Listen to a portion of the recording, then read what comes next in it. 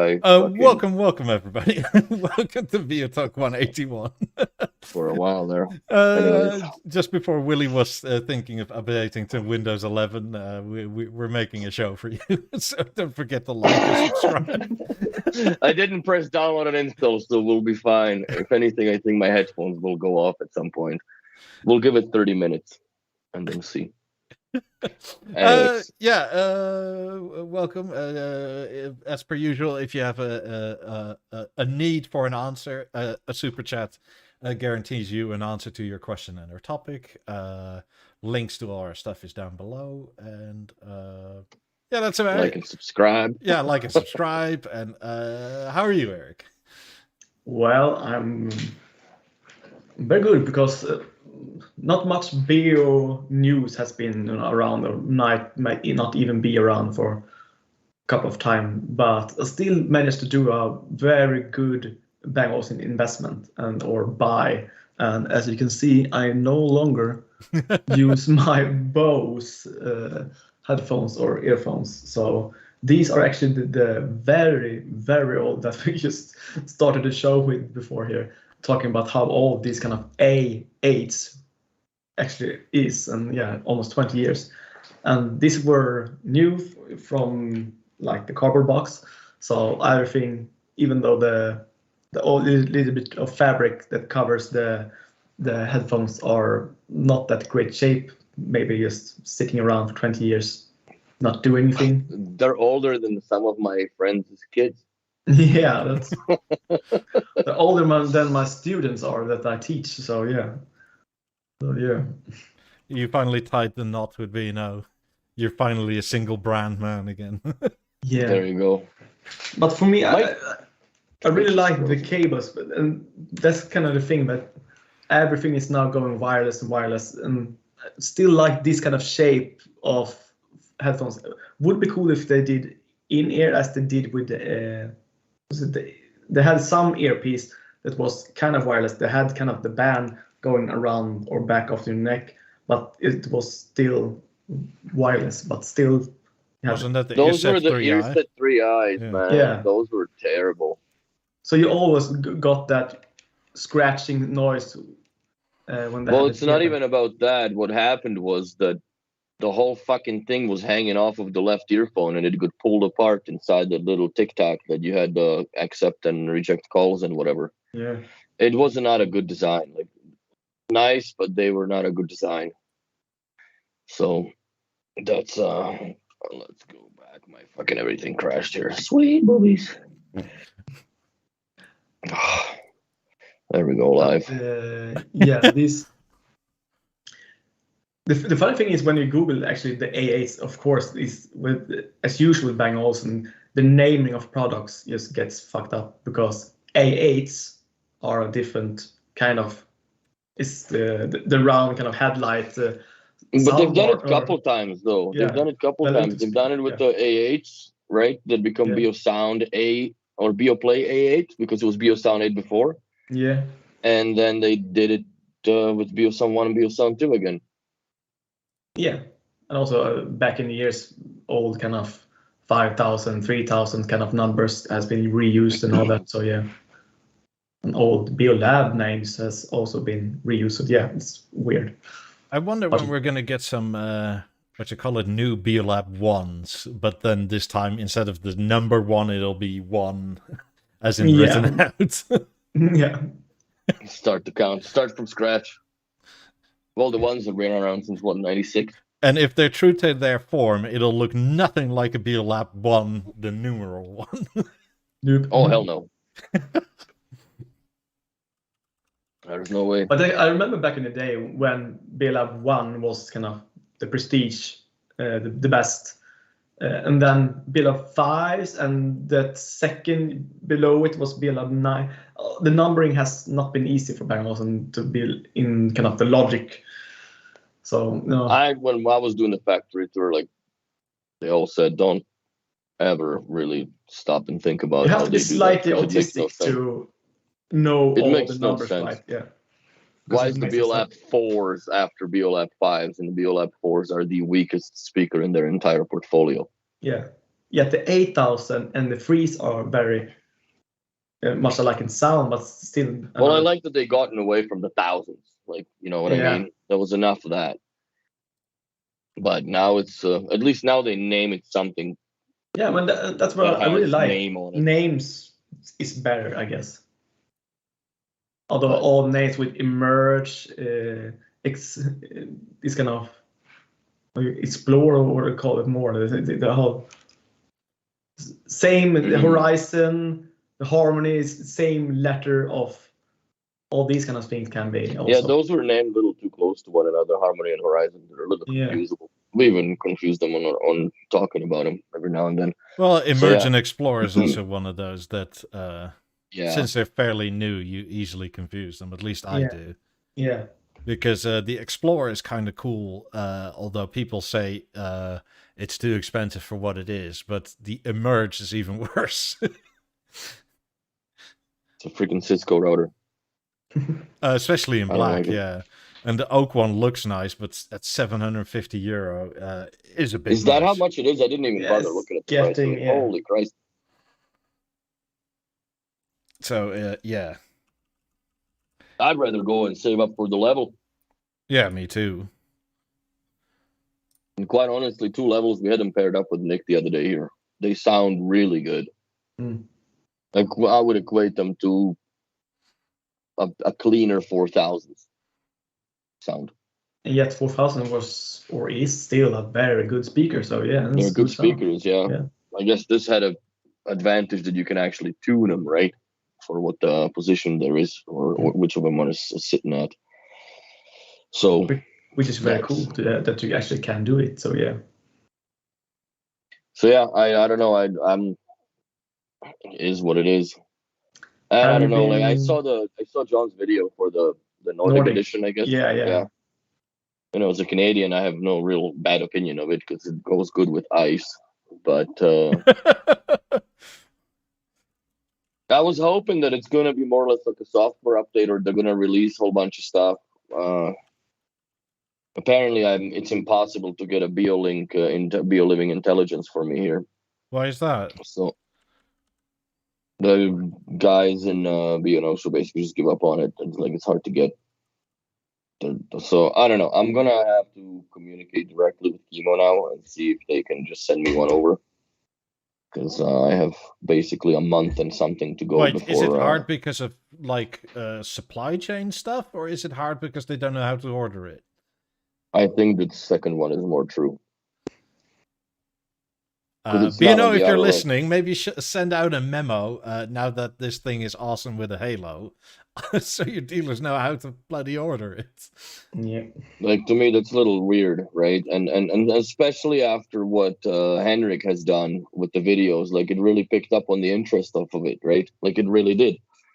So I don't understand where the holdup is. But yeah, they just it's a pain in the ass for them to apparently order a little freaking Apple TV sized box. So yeah, it's weird. Don't know what to tell you. No, same here. It's weird. But I don't have it. Yeah, I just can't get it right now, and I'm fucking pissed because I really want to start playing with the gateway. But before we talk more about this Nordic collection, I guess, which is very short of a run of it. I talked to some of my friends that have bought the Halo, but we talked about with Henrik, and Henrik talked about it can have a little bit of wobble inside of it. You can wiggle around, and he thought first of all it was just the anthracite. Yeah, but it turns out they're all like that. Yeah, they're all like that. So what I'm wondering, what do you think has happened because they have to be in production? It's just weird. Yeah. Yeah. Well, let me show you mine. Mine does nothing. Mine is solid as a rock. Mine is. I mean, which way? I'm literally pushing on it. Yeah, mine is rock steady as well. And it's very weird that in a production line that something that is solid, then after a while the production line goes bad. it's not too weird in the sense that if you use dyes, right, the where you mold stuff in, over time they get because a die like that is only good for X amount of units, and if they're over that amount, If you can see that. Yeah, I can see it. Yeah. Yeah, there's a lot of play. Yeah. And also in kind of the base that's kind of loose. Almost to the kind of point that we feel that you can actually break it apart. So yeah. Not happy with it much though. No. It is what it is, I guess. With the wobble or the thing as in general? Can't hear you anymore. I don't know what you did. You probably pressed something. Incognito, man. Totally Evening, Don. incognito. Brendan says his Halo is sturdy like you and I's, which is nice. Thanks. Yeah. Good to know. Okay, can you hear me now? Yes. Yeah. But Okay, is it good. all? So, weird. It's exactly half an hour since I connected because we started talking 1:45. Oh. It's exactly 30 minutes. They shut off on the windows. I don't know what the fuck. And now they're gonna be good for the rest of the podcast. That seems like a Windows thing somehow. Or setting at least. I don't know. Now they're just it's back to white. Or did you Anywho. mute the mic by double tapping? No, double tap what? If you double tap, you can mute the mic. No, Yeah. I can't hear you. Now it's unmuted. Yeah. Someone big. Because you can tell if you double tap and mute the mic, there's a red light on the back that starts to glow. Yeah, but why fun would to it turn see. off? It's fun to see the old Olufsen technician that's fascinated by, double tap. But I never really touched it. Like you said. G-Man says he has a black one and it's also loose. Yeah, Hendrik said that in his experience it was mostly the black ones, but it seems that all the new ones. the I guess newer most ones are more wobbly. But I guess the people that are actually buying theirs now mostly are the anthracite one, and they might be seen as these. It looks like it is only the anthracite ones, but I guess it's all production. Yeah, because I don't think this is a special production just because of them. So it's a whole production. But yeah, it's a shame, I guess. Does yours turn smoothly, or is it like a bit notchy? So it doesn't affect that. Doesn't affect the operation, but like when you're walking with it in your hand, you can hear it cling. Like you can feel it. Yeah, it's not right. It's not right. That's my opinion of it. Like is what it is. You don't get that quality feeling of it being sturdy and solid. But it's not like freaking Essence remote, which is half the price, third of a feature or quarter of a feature, but it's fucking you can throw it at someone and hurt them, and it won't wobble. So that's the only thing that I have a beef with, I guess. But other than that, like I'm looking forward to getting the Gateway and try to like finally make a run out of it. By the way, I got news back from my dealer about asking about a silk Bio Remote Halo and what that would cost. And for it to be a limited supply run is €1,125. So there in shares, €1,125 for a custom silk Halo. So if anybody is still interested in that, email me, and we can maybe set up a group buy or something of the sort. And they should definitely get the wobble out of it before I'm paying fucking almost €1,200 with shipping for it. How much does it cost regularly in euro? 750. So it's what, $375 difference or euro difference? Yeah, so there is an upcharge because they actually had to check if they were able to do that because they hadn't done a run like that yet. And part of what they had to look at, obviously, is the silk is a different texture. and is not so naturally smooth like the normal aluminium is. Yeah, the machining, because you'll see that little joint, the miter joint inside the inner ring. It's actually pretty interesting how this thing is put together. I gotta give him that. Like, it is interesting how it's put together. But I wonder where that wobble comes from. Like, is there something that they're missing in production that they're not putting into it? Or I don't think the stamping has anything to do with it. Based on their machining abilities and tolerances, I would call bullshit on that. I think there's something that they had changed, or it's like one of those olive theories that they just, okay, maybe if we just remove this much from each, then we'll fucking save this much money in the long run. I don't know, but I don't think that it has anything to do with the stamping process. Maybe a silly question, but how do we know this? I may have to ask some people there I know, but how do we know that yours is not the correct one and ours is the faulty one because it's too tight? I guess the time will tell. Yeah. So, I mean, in all honesty, like if you look at the essences, right, the Mark I's all seized at one point.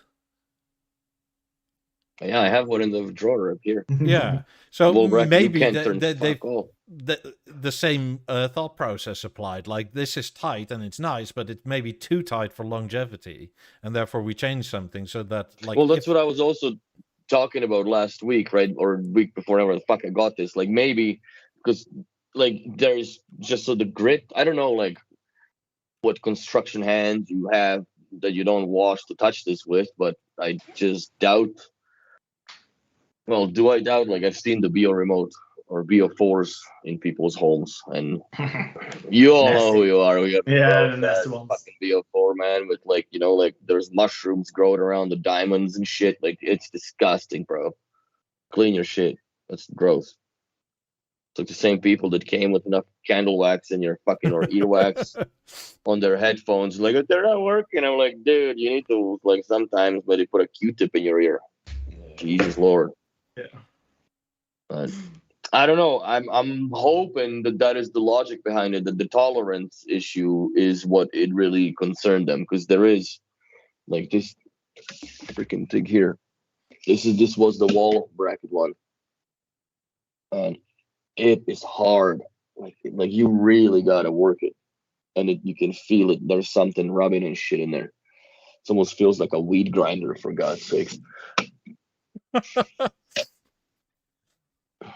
But, yeah, that's not too great. So that's the only thing I could be thinking, since all the newer ones are like that. Maybe since Erik and I are in the first batch with some other people, that they may have deemed it too tight, because I doubt they stopped testing them. Yeah, they probably have this weird contraption that does that all day with a counter. Like, how many rotations can we do? How many volume ups can you afford? Yes. And then how many cents per volume up is it? Holy shit. It's true, because like when I was there, like they had a machine that was just like, it looked like a finger almost, right? Made of like some weird fucking rubber. And it was just chafing on the Beo remote button. When like they had just a sample of the, what's it called, the diamond, right? Mm-hmm. And that thing would just, and every time, like, you know, and there was a little counter, right? So every time it did a stroke, it would count. And it was like fucking 7-digit number by now, right? Because they've had it running since Thorsten fucking decided what that's going to look like. And they just ran it for, I don't know how long it takes, because it goes non-stop. Like, they have a whole bunch of that shit that was non-stop. It's weird. Yeah. No, it's not weird. It's great how they test it. Like, to me, what's like is unbelievable that some people just gone down and wore out the fucking letters off of Beo 4. I guess not many people know that for a so small company that Bang & Olufsen is, that they actually made a lot of effort to really test out the products, to make all They this do. kind of very, very thorough of testing. The torture chamber is probably the worst experience for a person that appreciates B&O to be going into. Yeah, because everything gets destroyed on purpose. Oh, they beat the fuck out of it, dude. Like, headphones especially, like, it's heartbreak. Who's that? Where is that? That's a viewer of ours, Matt, in the UK. He bought some. Nice. He bought a Harmony and some 50s. Nice. So the whole family is enjoying it. I like Yeah. the cable management quite.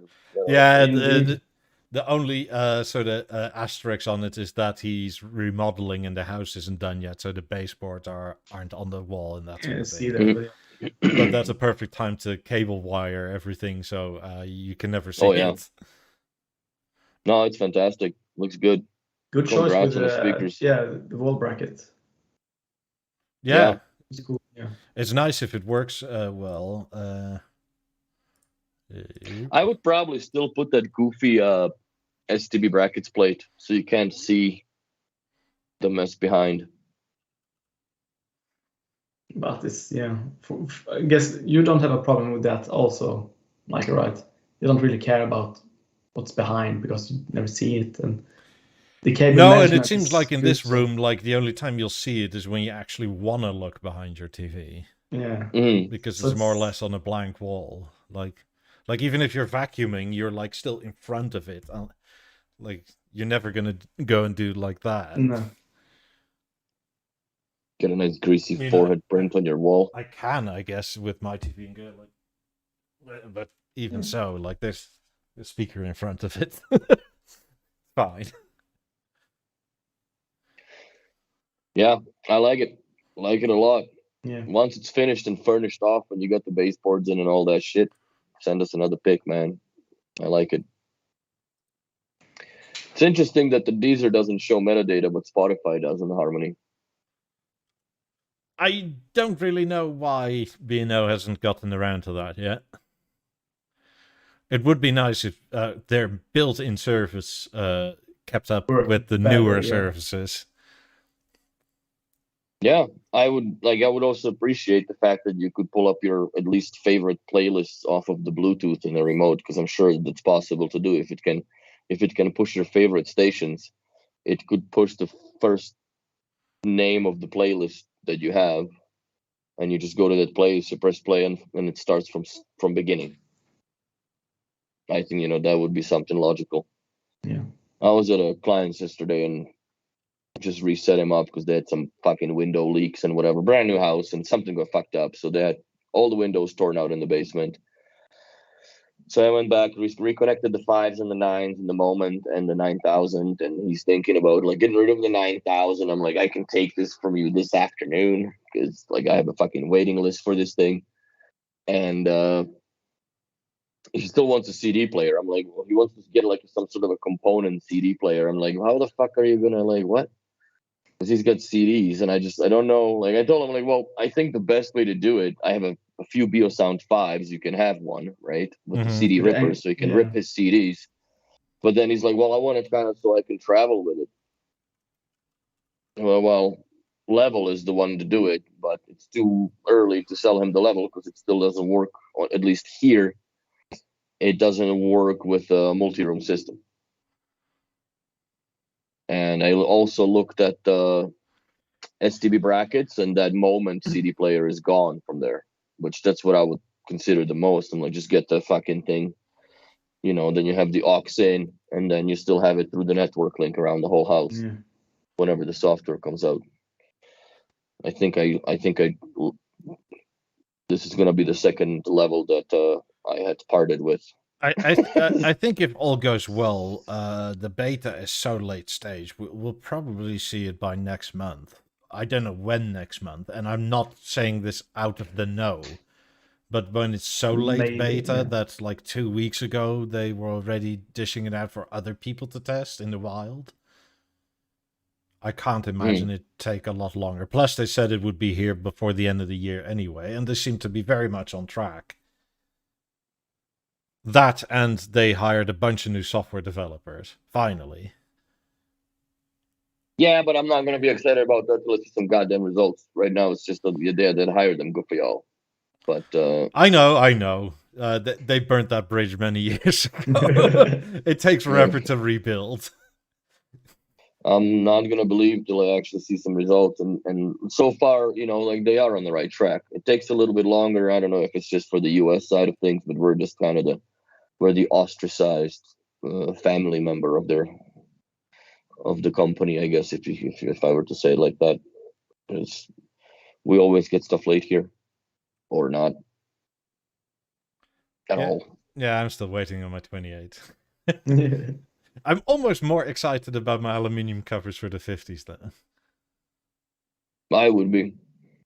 Yeah. I wonder how much acoustical improvement, or would it be that much different if you had the 28 set up at the rears? I think so. I think so too, but I'm wondering how much, and I'm sure that you'll have to redirect the bass back into them because it'll still push everything through the 50s. Yeah, but that's kind of the point. I will absolutely let a lot more bass flow freely to the back. I would unlock the bass to all the speakers. Fuck it. I mean, the 18s and 28s are such very different speakers. It's just you the can't size compare of them is kind of the same. Otherwise, like they're comparable on like volume 25. That's when I you almost can compare them. For me, the 20s and the 28s in wide mode are very much alike. And yeah, there's not that much difference in time between what many other speakers are, but time always improves speaker technology and all that. But to be so thin and also be taking up that kind of volume in bass and all of it, it's just amazing. And also when you put it in this normal, when it's so focused, it gets so good. And yeah. By the way, Eric, do you have a CD player? Yeah, I got the Oppo player. It's a CD player. It's a so technically audio. it is. But I'm just looking, I put a little poll in chat, and it seems like the majority of people that answered it still have CD players at home. It's kind of interesting because... But I'm not surprised even, because I guess most here have the Bang Olufsen, CD players, and that's the same thing. Looks good in Marvel, and you might not use the CD part of it. You can use the aux or even the radio most part, but still, it's there still. It's not something you just throw out so easily. I don't know. I think it's still more or less. You also had there was also a financial commitment to the collection, and there's nostalgia with it. We are seeking the perfect high fidelity wireless sound, but the wireless sound we are actually seeking is the same CD quality. It's FLAC, so lossless. Yeah, but to me, it's a comparison to like people that have a library in their house, right? Like, you have these fucking books. You can have it all in the palm of your hand in the PDFs and stuff, but you still choose books, right? It's the same thing. I choose to listen to CDs or have CDs, even though I can have a whole bunch of shit on Deezer, Spotify, whatever else. Same problem when Spotify, Deezer, whatever deletes it, or Amazon no longer sells your book or supports it or whatever. That's right. But I so much remember back in the day when I got my 9s back in 2012 or something. And when I lived in my studio apartment, I wasn't that much, didn't know so much about high fidelity. I thought most of the Apple Music was actually good, but I have Apple Music and I listened to Enya, the Caribbean Blue. It's one of my favorite tracks. And I played it through the Apple kind of wireless router into the aux in my BeoSound 9000. And it sounded, every time a special part of the sound just got distortion every time. And when I listened to the same track on the CD, it sounded so fantastic. And it took a long time for me to just wonder, why does it distort when I have the wireless, and not the CD did, but yeah, it was 256 bits compared to lossless, and it's a big difference. Thank you, Don. Thanks, Don. It's funny.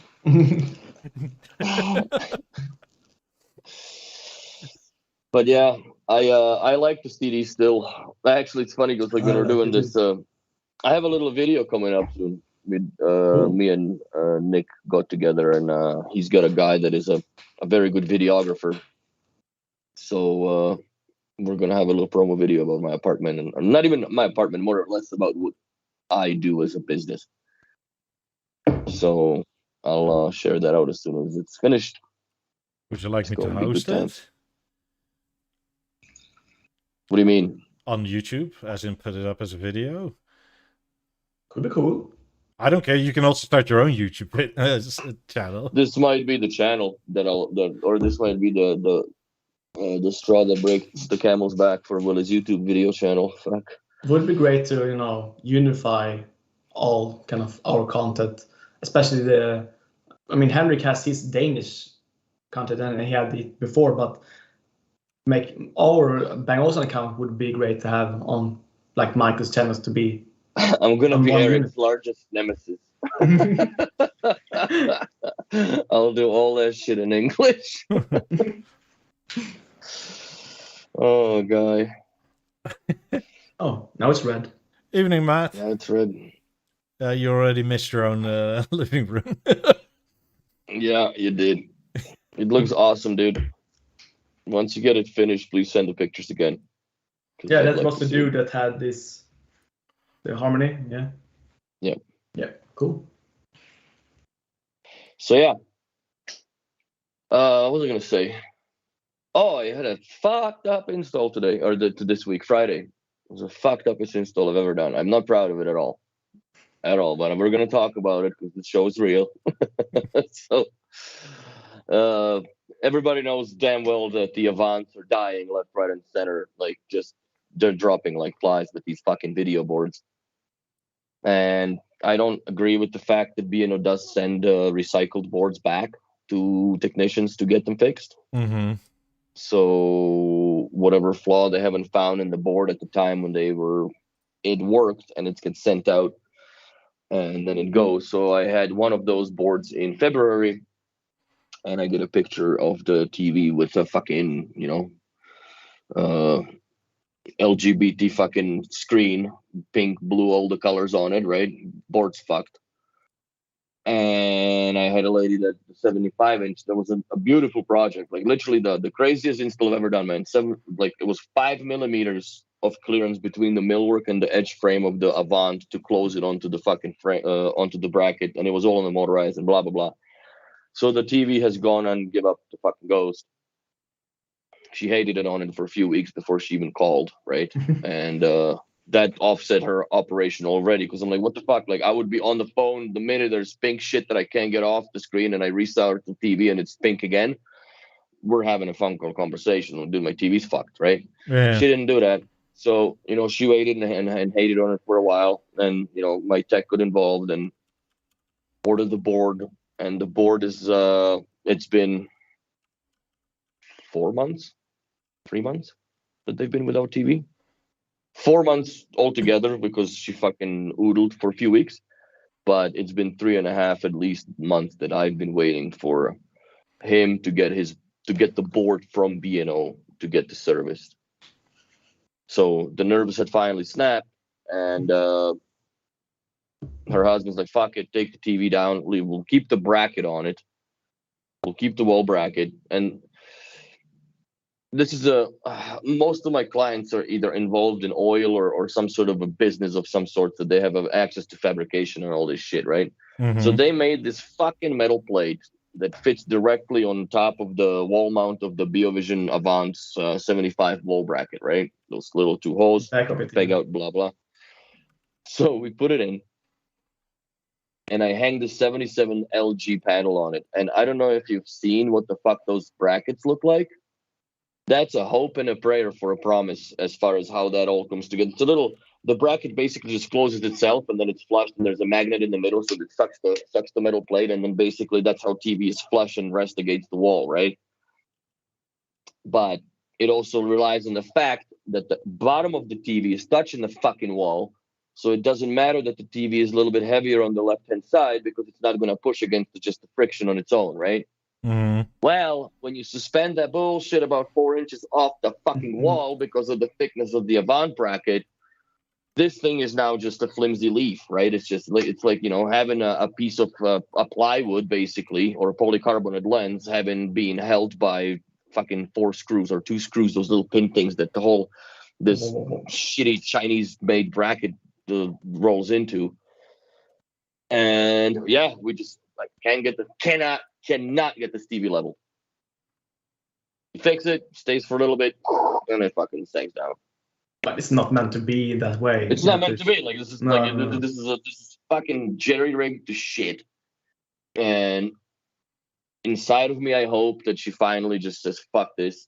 And she's ordered the stage as well, so she's gonna put the stage underneath it because we've turned on the sound and it's fucking atrocity to the ears, right? Like, come on, it's just a panel, and she's used to an Avant with the Lab 19 subwoofer, so there's a lot more depth and blah blah blah. So I'm hoping that she actually does come to her senses and gets whenever the B&O, because apparently now they're making new boards for the Avants, and I don't know how much of that is true. Or they've ordered a whole bunch of new boards. So when there's going to be board replacements, I straight up said, like, just get that shit replaced. Let's put fans in it just like I put into my TV, and you're good for another fucking 10 years because the display is not going to die. It's the damn PCB shit that cooks itself to death. And then she can take that 77 hanky-panky, whatever, with that goofiest bracket, and we can slap it on the wall in the basement, like where they have a theater, and put the stage down there, get rid of that fucking Marantz receiver with 17 HDMI cables going into it, and she's got a little cubby thing with like all the remotes in it, so you can like pick one to choose to control whatever you wish to at the time, and that all can be replaced by one remote, right? So those are the struggles of yesterday, day before yesterday. It's terrible. I hope that, as you're also hoping that she's come to her senses and gives up the idea of having it, because it sounds terrible. It looks like shit, dude. It looks like shit right now, and it was so elegant. Like that TV was a suit and tie in that presentation. It was so elegant, but not too bad. Touche now, right? So what do we have for the Nordic collection? That is very limited, from my understanding. Yeah, it's not going to stay around for very long. I think it's a little more feminine than, for my liking, than I would appreciate, I guess. But I like it. I don't think that I would put it in anything pinkish tone in my apartment. For me, it's not that pink. It's just like a... No, sound sets or anything, you get the warmer tone to it, but you don't see it as pink. You have to have the very low sensitive of light to be it. So I think that the colors would come up more on like the incandescent lighting. Yeah, but in real life, it's a bit more pinky. More beige pink. Yeah, it's not that pink for me. For me, it's more beige also. But it's also very much depending on the light. Otherwise, it can be very bright and almost white, but otherwise, for me, it's more like beige tone, more softer tone, of almost yellow. I like that they didn't do... You remember the Nordic... No, was it Nordic Sky or whatever the fuck was the collection? Yeah. I didn't like the candy cane legs that they had, because they're like, you know, it's just like they just dipped them up to like 2 inches of paint and then that's it, right? Like it looked like it was some frosting cover on them. I didn't like that. I like this more, and I like these solid. But didn't some of the A9s did have some white or some color to it that was the kind of rubber that was to make it stable? And they put it up very high, so kind of a third of the leg was actually white or something. But yeah, it might be. It wasn't just the Nordic or that you were talking about. There was some other collection that had it too. So they have done it before, but yeah, I'm more to the whole kind of leg being one than. What's the price difference? Same, I guess. Is there any? G-Man is asking, is the Nordic collection worth the extra monies? Is it extra? I'm not sure, actually. Wait, I'm going to have to look that up now. Go on it on the website. Then. And unfortunately, John can't join us to defend his honor. He had too much curry, so he'll need to be close to a loo. Yeah. But what do you think of the A1, the BeoPlay kind of Oh, Well, the there. burger, that's one thing that like John compared, and that's what I said, like, wow, that there's really very little difference between silver and the pink. I mean, the You Nordic have one. the silver, you have the Beluti, and you have the Nordic white, Nordic. So all this kind of free silver white are pretty much the same, and one is way more in price than another one, but still, why? Well, the Berluti is ridiculous. So Yeah. the headphones is €50 more. The stage is what, €100 more, I think. The A1 is the same. Is the white edition for the stage 100 more than the regular one, or 100 more than the wood one? The balance looks sweet That looks very sweet, yeah. because they did aluminium. Very on it, man. discreet, Like, I say. When you get the that is wood cool. off, it seems very discreet and very small almost compared to it when it's in wood.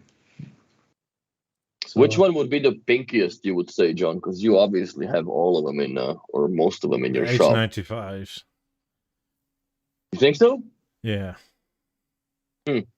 Because most of it is a fabric that you can't like pearl blast. Yeah. Yeah, because the A9, I mean, the fabric cover is for me very much beige, and also the balance. But I guess I haven't seen the H95, so I can't really say if it's more or less. But as with Michael's, I guess he is right in that other materials and all that. So yeah. Mm. I mean, I do like the balance, which that seems to be the same price if I'm not mistaken. That didn't get affected? But it's a different material. Like, that didn't have the aluminium because it was all wood, right? This is all aluminium now. Oh, no. Oh, so that's, what, 500 more than the oak? Yeah. 500 more, yeah. Wait, then the gift site is wrong. Because somehow B&O thinks that this is a good gift for like Christmas for your friend or partner or child. Like, Yeah. I quite often laugh Merry when Christmas, it's like Alphonse. Christmas season, because B&O or the local shops always send me the B&O approved gift list, and quite often there's like 50s on there. It's like, hey, yeah, I'm gonna gift somebody some 50s. Because that's to be a billionaire, yeah. that's how we roll here as B&O customers. Like, holy hell. Well, if you're like on these crazy money, like Conor McGregor levels and shit, or whatever, the Mayweather, when he like takes pictures of it, like $1 million set up on fucking beds and stuff. You know, what's not to like to have somebody like that give you something like that? They wouldn't give a shit. One of my clients that I deal with, when they sold their company for a few $100 million, they all went and got a Patek Philippe watch. Same one, and he ordered, I think, 15 or 18 of them, which is so far the biggest Patek Philippe order to date at that time. And it was over a few $1 million worth of watches, and yeah. And I think it were Nautilius ones, which I think they started a hundo. So, stupid question. In terms of, would you like the Nordic Ice one, or would you like the one with the marble? Because those are the same price. I like the Nordic Ice, to be honest with you, man. I don't like the gold aluminium. If that fucking marble was a different color, I mean, not marble, but if that aluminium underneath, over top of the marble was a different color. See, like, to me, this is way more I guess you would like the unified looking. Yeah, you would like the Nordic kind of aluminium tone to the ring, to not make it such contrast compared to. But it continues throughout, right? Like, it's just, that's what I like, where this visible line, I just don't like the gold. To me, that's just, I'm not a gold person. That was a long time ago here. And yeah, that's why, like, I'm a sucker for the aluminium. I wish that they made balance in just aluminium, which now that is done, they probably will. Let's hope so. I mean, it seems to be close to 50-50 whether people like it or not, the whole Nordic Ice collection. mean, It's very interior design based, in my opinion. Like, if it doesn't fit your interior, it doesn't fit your interior. I mean, I do agree with Wood Cassette over on Twitch that to me the marble one looks more expensive. Yeah. If they fix the logos on it, I'd take it. Yes, they were just the odd ones out. Jesus Christ. Yeah, that logo. I can't believe that actually passed quality control, bro. Like, that's their own logo. I know, but I had John check, and I had my dealer check, and I checked myself at my dealer, and it's just like, that was just somehow a weird one-off. I didn't know what to say. Somebody photoshopped it crooked. Yeah. No, one guy had too many beers at lunch. It just, that's good. Yeah, this dude was tried to make B&O look bad, so he just took out a router and like millimeter down on the table, so he could roll it out. Just to be a brick. But I don't know. I'm with generic enthusiasts as well on it. I like the marble with the aluminum. I think would look sweet. Yeah, it would look very sweet, but it would never be done because they like to do that kind of contrast, I guess. Yeah, but there's not much contrast if you look at the balance that they're doing with the Nordic edition, right? Yeah, that would look good, but yeah, it's no contrast, so Bangladesh wouldn't do it. But the only thing that offsets the color is the color of the material of the fabric. The rest is all the same. Yeah, I guess one thing you can do now that both are available is mix and match, because B&O has their custom division, and you can ask your. Wonder how much more it will be, even more than that. Yeah. I don't know, but if you're really into your balances, you can ask them. Well, based on the Halo, it would be about a 25% increase to the cost. Yeah, around that. 30, 25 to 30% increase to the cost. Yeah. So, would you just like to have a $3,000 balance? Might as well go full retard and buy a fucking Berluti one at that point. Which you love. Yeah, I guess. Every single time now from the Berluti, it's the BeoTalk before the Berluti and the BeoTalk after the Berluti. There's a lot of PTSD from that Berluti, I tell you what. I don't like it. Yeah, life's never been the same. Willie has never been the same, or would never be the same, yeah. What do you think about these aluminium legs for the A9? Love it. Reminds me very much of the STB brackets that made them way before, even since maybe the first A1. And they also managed to do the cable management through the back leg of them. So they're way ahead of their time. Would you get the original B&O ones, or would you get the STB brackets if you had I would get the STB brackets. Yeah, me too. Quite honestly, because I agree. You can say originality all you want, but it's so much nicer when the power cord can be hidden down the leg like that. I don't care if you have it embroidered in silk, for God's sakes. As long as I don't got to look at it, because I just don't like that, you know. And even if you put a fucking sweater on a plug, I don't like it. I don't like the look of it. I don't like to look at it. But for me, I still love I like the aluminium because it's very clean industrial look to it, but I still like the walnut or wood legs for the A9. That's kind of what's made them so special. I would probably get the walnut legs. Yeah. Just to match everything in here. For them, they were very black anthracite. Yeah, the A9s were very early with having wood parts to the design. Now we take it for granted that wood is kind of in every kind of products, but they were very early with them. And for me, that's kind of part of the whole design. That's what I should do. I should sell the ones. Give me an A9 with a anthracite and a white quadrat cover on it. Would like. I'd have to get like black legs. Because I would have it in the office and it would match all the string furniture. Michael Fairland asks, can you have two A9s as a stereo pair? Yes, but it's kind of weird because they're already stereo speakers. Yeah. So you have like left, right. Well, no, but if you do them through Chromecast, then they would be left and the right. Yeah, but not that easy doing, from my understanding at least. But it's not hard, but if you have an iPhone only, then it's kind of weird. Well, but you can pair the fucking levels this way without even having the app, I think, and you should be fine. Yeah. Nick's been fucking around with level and V1 and Chromecast and all that stuff, and he basically got it all timed together. It's less 200 milliseconds if I remember correctly to what he had set up. But Michael on the Freeland delay. shouldn't be even talking about or thinking about getting a pair of A9s. He should be thinking about 50s and 28s and stuff like that, I guess. So forget about that and focusing on 28s and 50s. Brandon, keep your wiener in the pants for the lab ones there, bro. I might sell him. I don't know. I might sell him. Can't wait for Mike. By the way, to me, this sort of it's completely silent. This sort of soft white on the EQ sort of looks like it's perpetually dirty to me. That's what I mean. A little bit more beigey tune. Yeah. That kind of rose, but still, for me, it looks very soft. It doesn't look dirty. It looks soft when you see them. No, but you know, you have the white plastic that gets dirty. It sort of gets that sort of. That's exactly what I was gonna say. Even the bitch pods from the Apple, right? Because they're shiny plastic. This will get dirty.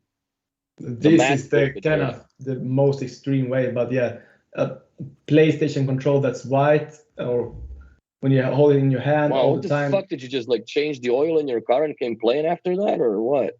This is still cleaned one time before, and got another one to be.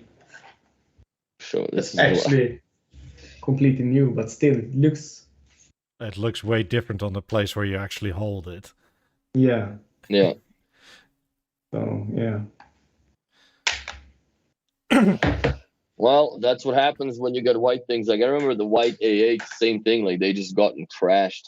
I remember when I clean my 9s and even when I clean my 5s, the fabric with this kind of roller to it, and it's just like a whole kind of new shade of white is going. Yeah. New layer of paint going for like whoa. Yeah. You get dirty. John says it looks more rosy violet in the flesh. I don't know. They're still very girly to me. Like I'm okay with what the collection is, but that's not something that I would wear as a color. I'm not too. We are actually thinking of painting the whole kind of entrance hall as in kind of pink to match to get a warm tone to it, because now it's so goddamn bright white, and I actually like the kind of rose kind of the pink that we have. We have it on the... Don't tell me you're gonna have like a lit up Bose logo at the end of the hall next. No, but we have our kind of what we're going for is the 7 chair from Anne Jacobsen that we have in special edition, that is rose, pink, and brass legs to it, and that kind of tone to it in the entrance hall looks very nice. So thinking of it to get it more, so just not that bam white color when you come in, because the contrast outside and inside can be very harsh. So I think this is more geared towards the feminine side of the market than guys. Cheers. There's gonna be the occasional, man bun running beardo that's gonna buy this shit, but I don't think that it's gonna be a lot of. Wait, guys. are you describing Henrik? No, he doesn't have man buns. Sometimes, sometimes he has, but not like. Okay, so here's the man bun shit. When you have that, like the Himmler cut, where they fucking take off, like you got like this bowl cut, right? Yeah. And then you just tie all the garbage that they left on top of your head to a fucking a proud one. Oh, that, yeah. That is brutal, man. Like you have no self-respect if you run around a fucking anywhere with this shit on. And white fucking Oakley frog skins and Crocs. Terrible people. I don't think I've seen anybody in Crocs for over 10 years here. Oh, dude, that shit is real here. Yeah, it's so common here. So yeah, going to a Swedish hospital, it's the only thing you see at the nurses' feet. Yeah, it's Crocs everywhere. It's disgusting. Yep. Wait, so would you buy net a pair of H95s now that they're this color? No. But you watching right now? No, it's nothing about that. It's for me, it's more maybe her usability. She hates having big headphones. Makes her look kind of funny. She said. So maybe the EA or the EQs. I mean, maybe those, but still, she has the AirPods and she's fine by them or with them. So, but for me, at least, it would be getting rid of or buy another pair of or something like that. So get rid of or keep the H95 that I have because it's still the numbered ones and the right number that I like, and actually getting a Sure, but you can keep those for yourself and then get netted these. Yeah, then you can stereo pair them. And you both can like tune out. One get a left, and the other one gets the right channel. But I actually like the fit of the Portal more, so I guess. So not the only one then. No, but because that's exactly. I have a very weird head or headphones. Because no, mate, it's literally that kick out in the rubber. That sort of and for jaw. Me, why can't you get that on the H95s? Just that leathery part. Well, do you have them next to you? Because these are round. The H95s aren't. They're more oval. Yeah. Yeah. My ear fits inside them properly, which I like. Yeah. Kind of elliptic shape. Yeah. Yeah. Yeah, and this is for like too bad. Spock ears. This is for Spock ears. Just put on some more foam in this kind of end to it, but nope. Because it makes a very big difference on the rest of your head. Because I always hated this kind of easy, very low fabric stuff. And for me, when the H95s came out, I was very surprised and very disappointed that they still went for this kind of design that's still on it's the same as all the other ones, and not use more premium leather cushioning on the headband. So yeah, but the Portals take care of that so very efficiently with just that design part of putting it on the ear cufflinks or what do you call them. I'm just blown away by the sound in the video games with the Portals. It's fucking insane. Like, I've played on H6s just to compare analog default headphones coming out of the, soundboard off the screen or off the computer. And then you put these on and it's just like, holy fuck. Well, given also the advantage of having a Dolby Atmos license, right? That makes a huge difference in as soon as you turn these on, the license activates on the computer, and you're rolling, man. It's wicked. I'm actually very much into getting a Portal, but still, when you have the H95s and you're not using them so often, I'm using them more and more than I was used to having my H9s. But still, it's not worth it. But still, maybe, I don't know. We'll see. I love the Portals. They're fucking great. Yeah, they're amazing. For me, this is the best kind of headphones you can actually buy. Not even just for music. They're amazing. I think they're the best all-around deal that B&O has for high-end headphones. Like, yeah. I understand it's the same. Like, I guess if you go to these Sennheisers crazies, it's the same thing. Like, yes, you go to the H95s. But if I'm going to something that is more or less like a high-end SUV, that you have the comfort and you have the room and space to load shit, and that these are the perfect utility for them. It's awesome. Yeah. One thing that I don't like, since I had updated them after the podcast, is I had lost the battery status report on the computer. It no longer tells me. Yeah, it's really weird. It doesn't tell me now how much juice I got left in them. Just a little bit of a bollocks, but yeah, it's a more guessing game, I guess. Then again, they last for bloody ever. Yeah, they last a long time. But they last maybe too long in that sense that you're always thinking you always have battery in them. And then at the end of the week or something that, now it's time to go. Goddamn, now I have to So that's kind of the shame that you don't charge them up after every use, or at least I don't. So yeah. Is it me, or does the A1, by the way, barely look any different from the regular silver one? Nothing at all, I guess. That's what even John was saying. It's the least Yeah. affected. The Beluti ones at least says Beluti on the top, but the other ones... Fucking spray paint. Well, otherwise, I mean, there's Just had nothing to go to there, it. right? Had to go there. But there's nothing to it, so I mean, for me, the balance, the stage, the A9, and even the EQs are worth it, I would say, for the design. For the A1, I'm just glad that they stuck with the portfolio that they chose for it, that they did, because I would hate to be a dealer that has to order a Nordic Sky Edition lap 28. Yeah. And Good also luck selling that. this kind of short kind of collection, yeah. Would be just a pain to call all the customers that ordered their 28s 2 months ago and say, hey, we have another color that's maybe fit your home even better. Like on this public service announcement, when B&O says this won't last long, they really mean it. Because I still get questions about the contrast collection. When in the video I did, when it came out, that was the same week it came out. I said it'll be over by September, which was like 3 months away. And this was nearly 2 years ago now. And I still get questions like, hey, where can I get those? It's like, I don't know. This is inventory at this point, if there are still any. Yeah. So if you're into this, was it Nordic Ice Collection? Go for it. Like, don't wait. Because buy then an you'll have extra to call like pair 50 just people. because of the second-hand market a couple of years from now, I guess.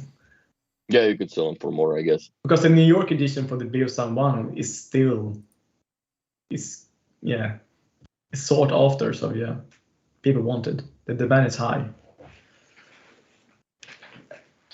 Is that in the water or just about to hit it? That's in the artificial water. Yeah, yes. They threw Yeah, like that looks very. That's brutally photoshopped right there.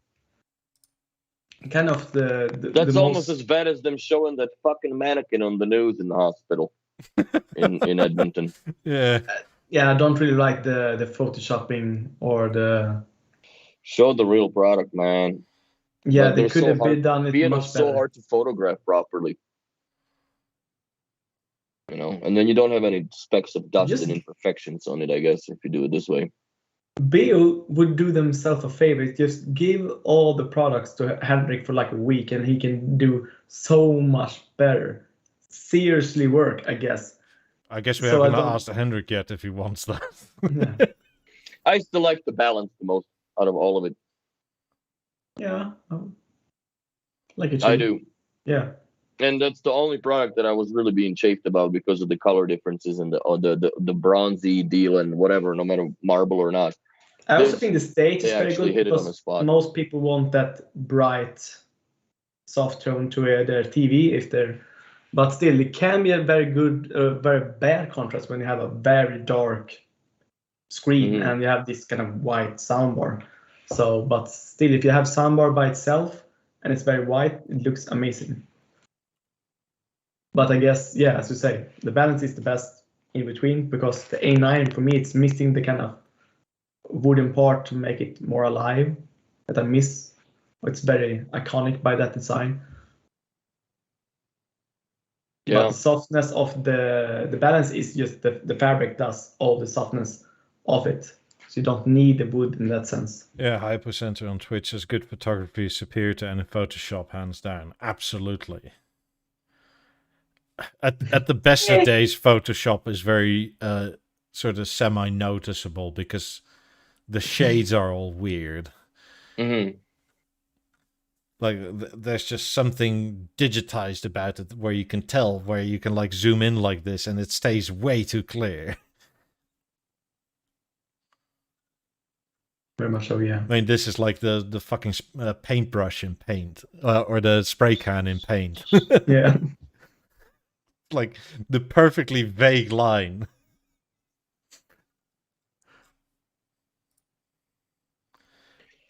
Yeah. Brendan Goodburn waiting for the anthracite. Yeah. You gotta hop on it. If you like it, take it and go. Otherwise, you're gonna be losing out on it. I mean, I do But yeah, like I like this. the polished chamfered edges everywhere. Mostly because it makes John say chamfered all the time. But the only kind of problem that I really have with Bang Olufsen when they release stuff like that, this is that when a new product is released, you have a very limited amount of option for colors. And you want the new product because most of us are early adopters and want to have the new products in hand and want to try it out and like it. But still, when you buy something like this, is very expensive, like a Balance or A9, you're kind of stuck to it. And then 6 months, a year after, the kind of the right color that you really, really like comes out, and you're stuck kind of, oh, too bad.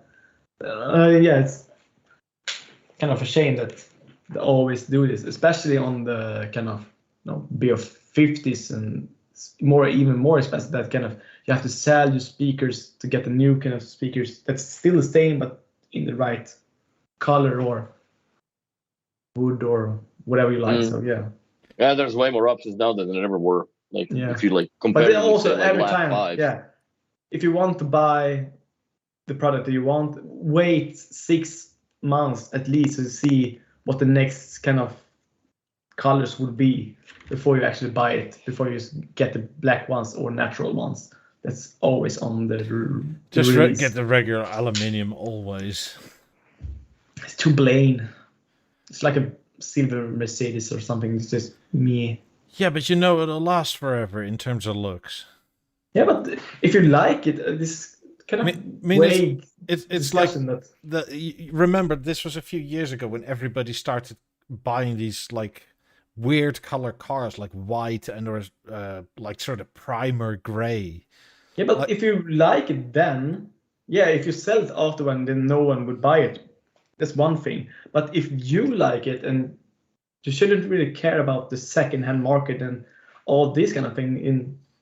So buy it because you like it, and buy a super orange if you like it. But yeah, you can't really be that second-hand market. Put it this way, like if you buy silver over the line, if you buy silver or natural aluminum, you can buy the product more or less at its early stage of releases. Yeah. Versus buying it later for maybe 15 to 20% price increase, as it always happens with B&O. Look at the Lab 90s. My white set custom ones is $135,000 before they even tack on the fucking tax, man. The most extreme is, I guess, the 50s now, that second-hand market cost more than they were actually new when they were new. So that's just extreme how much they just up in price. I can pretty much sell my 50s on the second-hand market here now for the price I paid for them nearly 3 years ago. Yeah. Or maybe even with a profit. It depends on. So yeah. Well, if you brought them here and sold them in America, you'd make money. Yeah. You'd have fucking Sound of Wind to listen to instead, but you'd make money. Well, then I'd buy a truck. Buy Ford with the BeoPlay system in it. With some extra large truck nuts. Oh, BeoPlay. Yeah, there is BeoPlay system in them now. I don't have to get the Bose. Yeah. I saw that Henrik is changing his Bose for his Porsche for a little bit better sound system. Yeah. I guess with that, and I will go and have a look at my new car tomorrow, because it is in the place where it will get chains to be accessible. So I have to just make sure they do the right settings. So I'll go check it out. But it has the Bose sound, and my Porsche also has a Bose sound. So now I have two cars with Bose sound with it. So yeah. I'm surprised that they still haven't gone to Porsche with B&O. Sorry, what? By the way, Eric, with later color options being better, so are you the only one that's happy now that B&O is everything gold as well? Yes. Really? I like gold. Why not? Like I like the you brass and like gold. gold 28s or gold 50s? Yeah. Oh, okay. Yeah. Don't be so shocked that I like this, but I'm always kind of the contrast But to you're you probably guys. But the only one in the world, because I still haven't met anybody besides you now that actually likes the gold.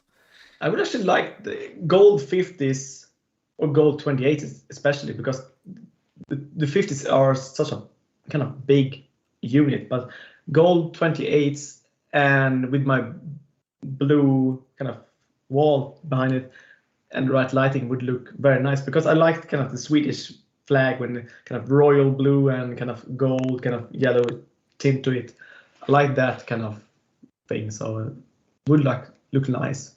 Very Swedish royal colors, like that. I would hate to install it on that wall.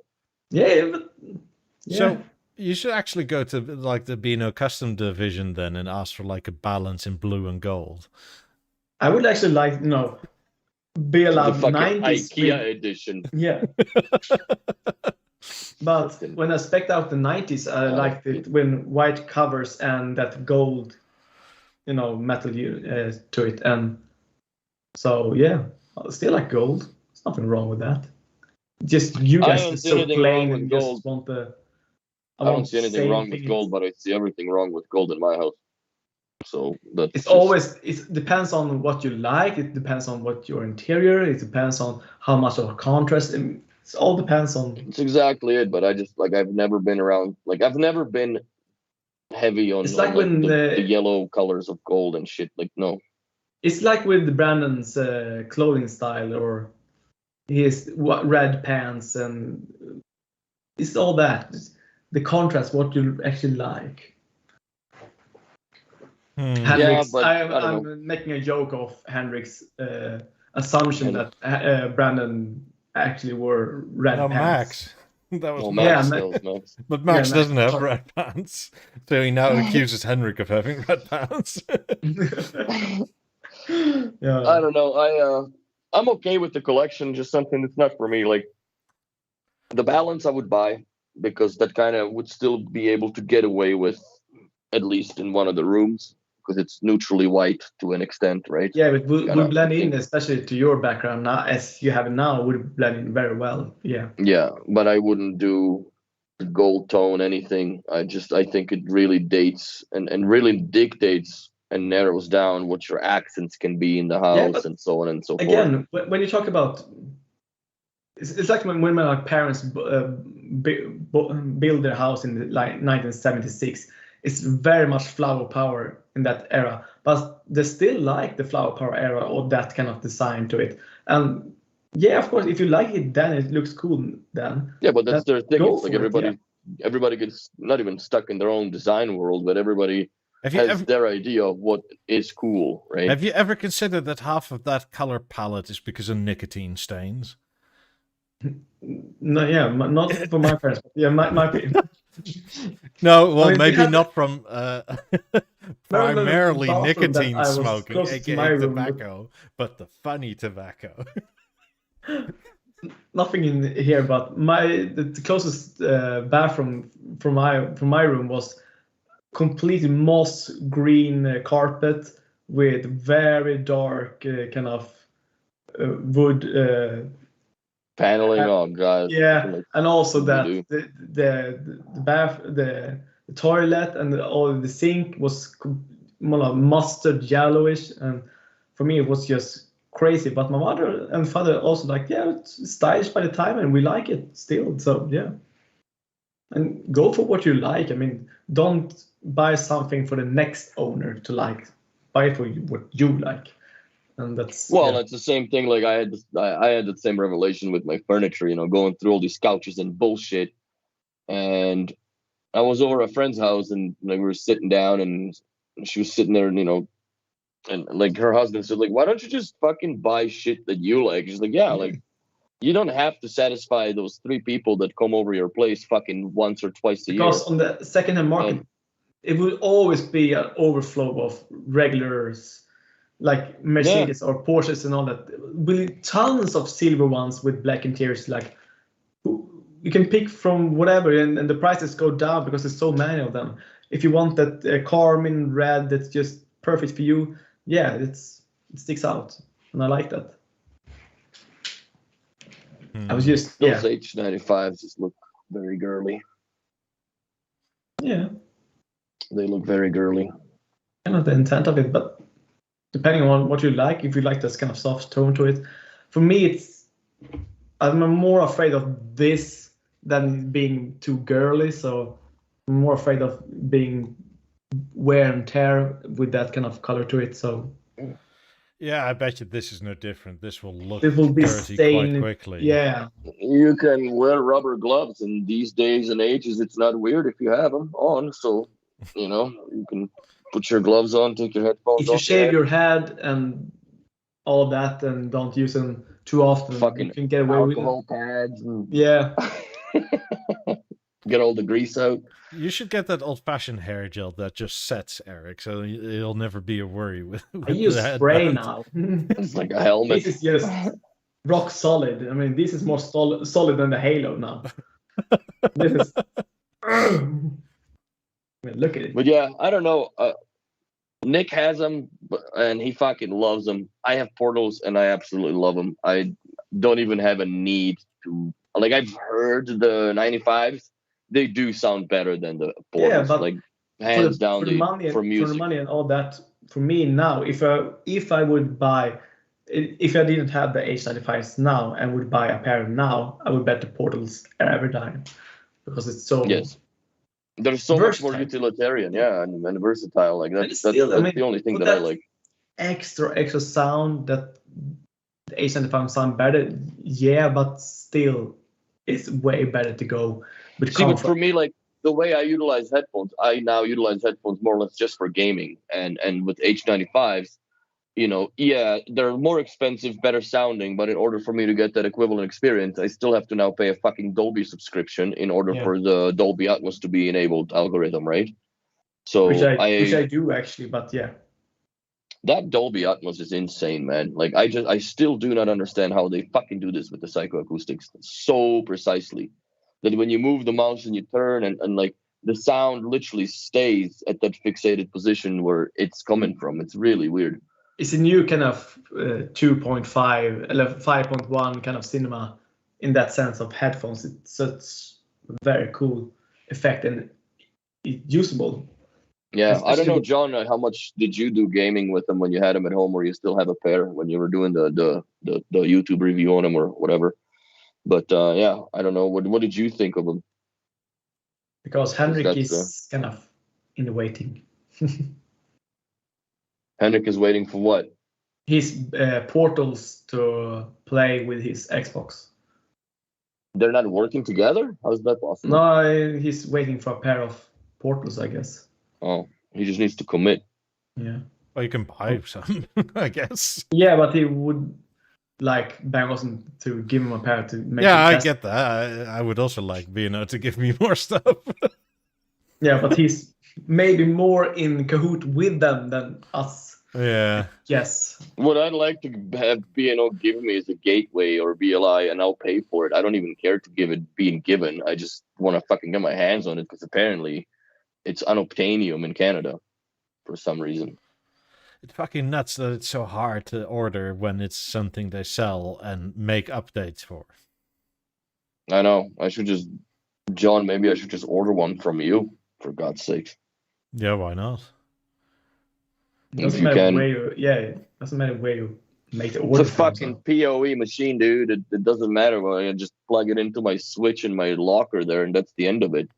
Pull the old gateway off, dump the software on it. Not software, but my integration program on it, and I'm done. But you remember that we have him way back from when we made the podcast, Kieran. Yeah. Kieran. Yeah. Mm-hmm. Have you seen his latest setup in his home with all the kind of tech stuff and all that? All the kind of cables to his servers and all that, routers and all that? Mm-hmm. That's just amazingly good work from his electrician. It's goddamn very cool. I wonder if that house ever got finished. It should be by now. For him, it's like what's the name of the the kind of church that they have in Barcelona? Sagrada Familia. Yeah, it's never gonna be finished. It's just kind of. It's nearly finished. Yeah, they say it all the time. I was visiting. No, it's actually nearly finished. Yeah, but the same thing when I was visiting in '98. So yeah, the whole thing with it now is that it will never be finished, I guess. But if it ever be finished, the tourism will just like. Well, he's been at it for now, what, 2.5 years? Probably. Something like that, yeah. 3, 4, yeah, maybe. But still. I'm very jealous of his house. It's a big fuck-off project, though, and I don't know. Like, Yeah. obviously, they have place to live, so it's not like, It fits his personality very well, I guess, and I really like it, yeah. Kudos to him. Yeah, dude. My average project is 2 years with houses to get involved with people. Bloody hell, that's a long time. It's not even 2 years, it's forever. The first 2 years are grueling because you have to go against the fucking designer sometime, or construction, contractors burying your shit, or not to cut some, whatever, blah, blah, blah, this and that. But then you never go away from those people. You're always the guy that, I have people, if the cable box dies, I get a phone call because the B&O TV is not playing. Yeah. That's just sad. And I don't mind it. I'm not complaining about it, but it's just a fact of B&O that once you sell somebody something more than a little burger or some bullshit, but you do a proper system in a place, then those people are your clients for life. And I'm sure that John can attest to that, because that's just how I think it's also the loyalty to the product and design that people have. And it just looks cool in the house no matter what. And for that reason, you're there fucking no matter what happens. You move them, and if they move it with, if not, then you're just probably going to do something different in their new house. Yeah. Unless you gone done fucked up and they don't want to see you again. Which I've seen people have that happen to them. Have you ever managed to do it that far down the road? No, but my first business partner that I've worked with, I've been to jobs afterwards to do a service call, and the buddy said, like, please don't ever fucking have this guy come to my house. And that was the last job that I worked with him. That was it. Yeah. He did a burnout off a fucking driveway of a client's house because I was on his case. What? Oh yeah, dude. Like I have stories. Wait, so your colleague goes to a client and then does a burnout on their driveway? We're there together, and then finally, like, we loaded up the shit on the truck and whatnot. And he's at this point, he was more or less like a dog with fucking rabies, just foaming out of his mouth because he was so mad. And what he was mad about is cable management. And like, I have a huge pride about how I not just present myself when I go to a job site and what the fuck I do. My tools are always clean. They're always clean. And this guy had a toolbox, and he would throw all the wire cutaways and trimmings into his toolbox, as well as so if you wanted to look for pliers, you're digging through 2 inches of fucking cable cutaways by the end of the jobs. And he would never dump it either. So it's just this fucking disorganized. He knew a lot, but nothing at all as far as the B&O is concerned. It's one of those third-party installers, as I call it.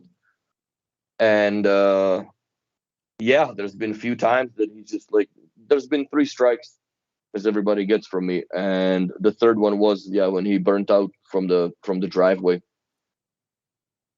And first one was he came smelling like weed to a job. I smoke fucking pot, all right? I have nothing against it. Good for you if you do, good for you if you don't.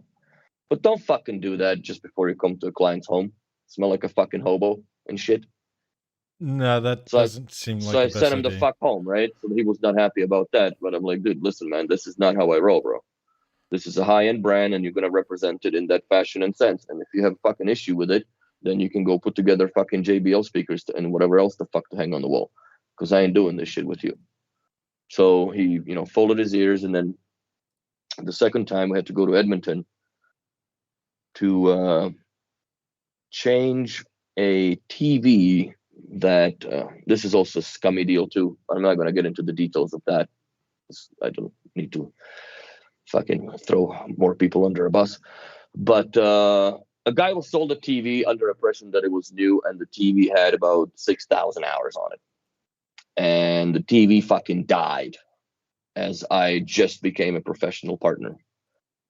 And oh, John's coming. Sweet. Sup, There he dude? is. Evening, John. And we went to replace that TV, dude, and he just fucking hissy fitted. Because what happened was also he went playing, what the fuck is the stupid you beat the ball with the stick, baseball. So he went fucking play baseball, stupid fuck, turned his ankle, right? It's my problem now that you turn your fucking ankle and we have a BeoVision 450 to take down the basement stairs. I don't give a fuck if you hobble it off of your dick. It's coming downstairs and the bad one is coming back out. And that was the second time that I just couldn't, like, I was so mad. I'm like, this is not how the install's supposed to go, right? And people can see that when there's friction, right? Yeah. And I'm not into that. And yeah, that was the last fucking time I've ever worked with him. Well, the last time was when he peeled off the driveway. By the way, can we do a sound check and see and welcome John to the show? Hello, John. Do you hear us? So No. Can you hear me okay? Yeah. No, Oh, yeah, no, dude. yeah. So how you been? Yeah, been Anyway, good, so man. that's my nightmare stories. I have a couple more, but So when did enough you for do the day. a burnout on the driveway of a customer? I do one every week. That's how we roll. Yeah. Spin up the Vauxhall, the 1.6 liter. That's right. Yeah, that's it. Yeah. Or just what is it? Back up the van fast, but the doors open and let all the product slide out of the fucking driveway, right? Time is money. Yeah. Just tactical unload. You know, I'm sorry about the freehand phone, but my laptop's in the shop. Yeah, That's all right. You don't have the, what you call it, the bog roll holder or whatever it was you used before. I can certainly get it. If we're going to do it, let's do it properly, eh? Because that's how we did it for the longest time. That's how we do it, isn't it? Yeah. Oh yeah, you got to get your paper towel tripod going on, right? Yeah. The high tech. It's coming. I got right this on. as Shit, man, it's a big roll. You might want to take a couple wines down off it. It's nice and secure, though. To get the proper tilt. Yeah, bro. Take off 15 sheets so you can get proper tilt. Nice and sturdy. There you go. Love So to are go you about. on the EQs, by the way? Yeah, EQs, yeah. Does it sound all right? Yeah. They do sound good. Yeah, better than the Gen 2s that I had before. Yeah. Oh Trust them god. to do Skype call. But I think the problem with those also were that if you started to walk, they would pick up the wind noise in the microphone. Yes, a And lot. And the thumping from your feet. I got a lot of that on the Gen 2s, used them for a long time. But these ones, not so bad. And here's Yeah. and the noise cancellation walking through Manchester is insane. It's fantastic. Yeah. So For did you need to such get small hit group. already by traffic? Yeah, I do have to be a bit more aware. Yeah. So don't how wish do they you were. like the pink stuff? I wasn't sure at first. When I saw the pictures, I loved it. Now, when I first got them on the box, I was like, pink. Do you actually But then, think of them as so much pink? Because for me, it's more like a beige tone to it almost. But no, you have Yeah, a pink and gold bias, Eric. You have a bias to that shit. yeah. But but I must admit, it's sort of grown on me. I particularly like balance, and I like. I stage agree with you, ones. John. I Balance love is the good. legs on A9. So on the Uh, balance, is there a seam at the back, or is it all just punched extruded one pipe basically? I'll have to check closer, but I've not noticed the seam. I think it's all Because they're buckets. getting pretty sneaky how precise they can match the aluminum together. Like if you look at the inside of the Halo remote, it's fucked up. Because I was looking, I'm like, how do you click the outside ring over the inside ring, right? And then it took a little bit of like a light broke off of the inside of the ring, a little bit uneven, and you see the machining marks, like they don't match the grain, but they really do. And it's like, oh my god, they fucking joined it from the inside, bro. I'm going to check that. I'm going to check the balance as well tomorrow. I'm going to be looking at that tomorrow. I'm really curious because they like their aluminium machining is it's absolutely at the pinnacle of the best that they've ever had. Like if you look at the matching of the parts on the level, right? That See, line, there's a you little mean? fine line. That's exactly where that meets. Very hard to see. Yeah. And you can't feel it. It's just you can see it because the way it's almost the same. Like you can't join two different leaves from Biocenter stew together because they'll never look the same because they were all machined out of one block of aluminum at the time when they were made. So they were made right out of the gate. So, but John, have you experienced with the SB brackets, the aluminium legs for the A9? Because they're old, but they have been around for a long time. But I may have used a pair once. Because they had the silver and the black ones for the longest time, right? Yeah, with and the mid pipe. Yeah, with the mid pipe with the gables down the leg. They did, yeah. That's right. Yes, I do remember them. Yeah. But you haven't compared them to the Nordic edition. From memory, those ones from Gavin are very brushed. They're not hollow. One of them at the back has it's solid. Yeah. But the one on the back had the cable channel down it. These don't on the Nordic, and the Nordic is sort of very matte, pearl blasted. Yeah, blasted. Yeah. Finished. Yeah, really heavy as well. I have a question from Stefan. Thoughts on, especially since you're here and you spend most of the time with them out of all us. Thoughts on the BEOLAB 20s versus the 28s? Okay. My head and heart immediately say 28s because of the stereo imaging, just how clean they are, the looks, the design, those sexy curtains, sounds, also the Mozart platform, the controls, just everything about them I think is best. The BEOLAB 20s do have bigger bass drivers, so they will go that bit deeper with a bit more force. According to the specs, it's minimal though. It's like a few hertz.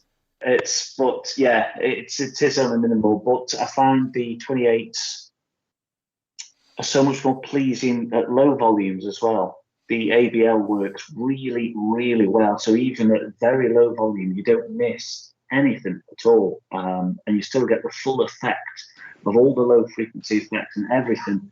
Even when you're at volume 30, 40, it's amazing. So yeah, the 28s.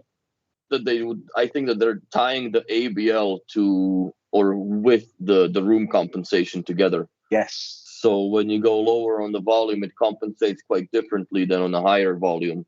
It does. They just work so and the well. detail, details there. It's the same. Like I guess I can't really compare the 20s to 28s, but you know, if I listen to the 90s at the low volume and listen to, let's say, ones, which are far apart, but you can tell the difference in detail.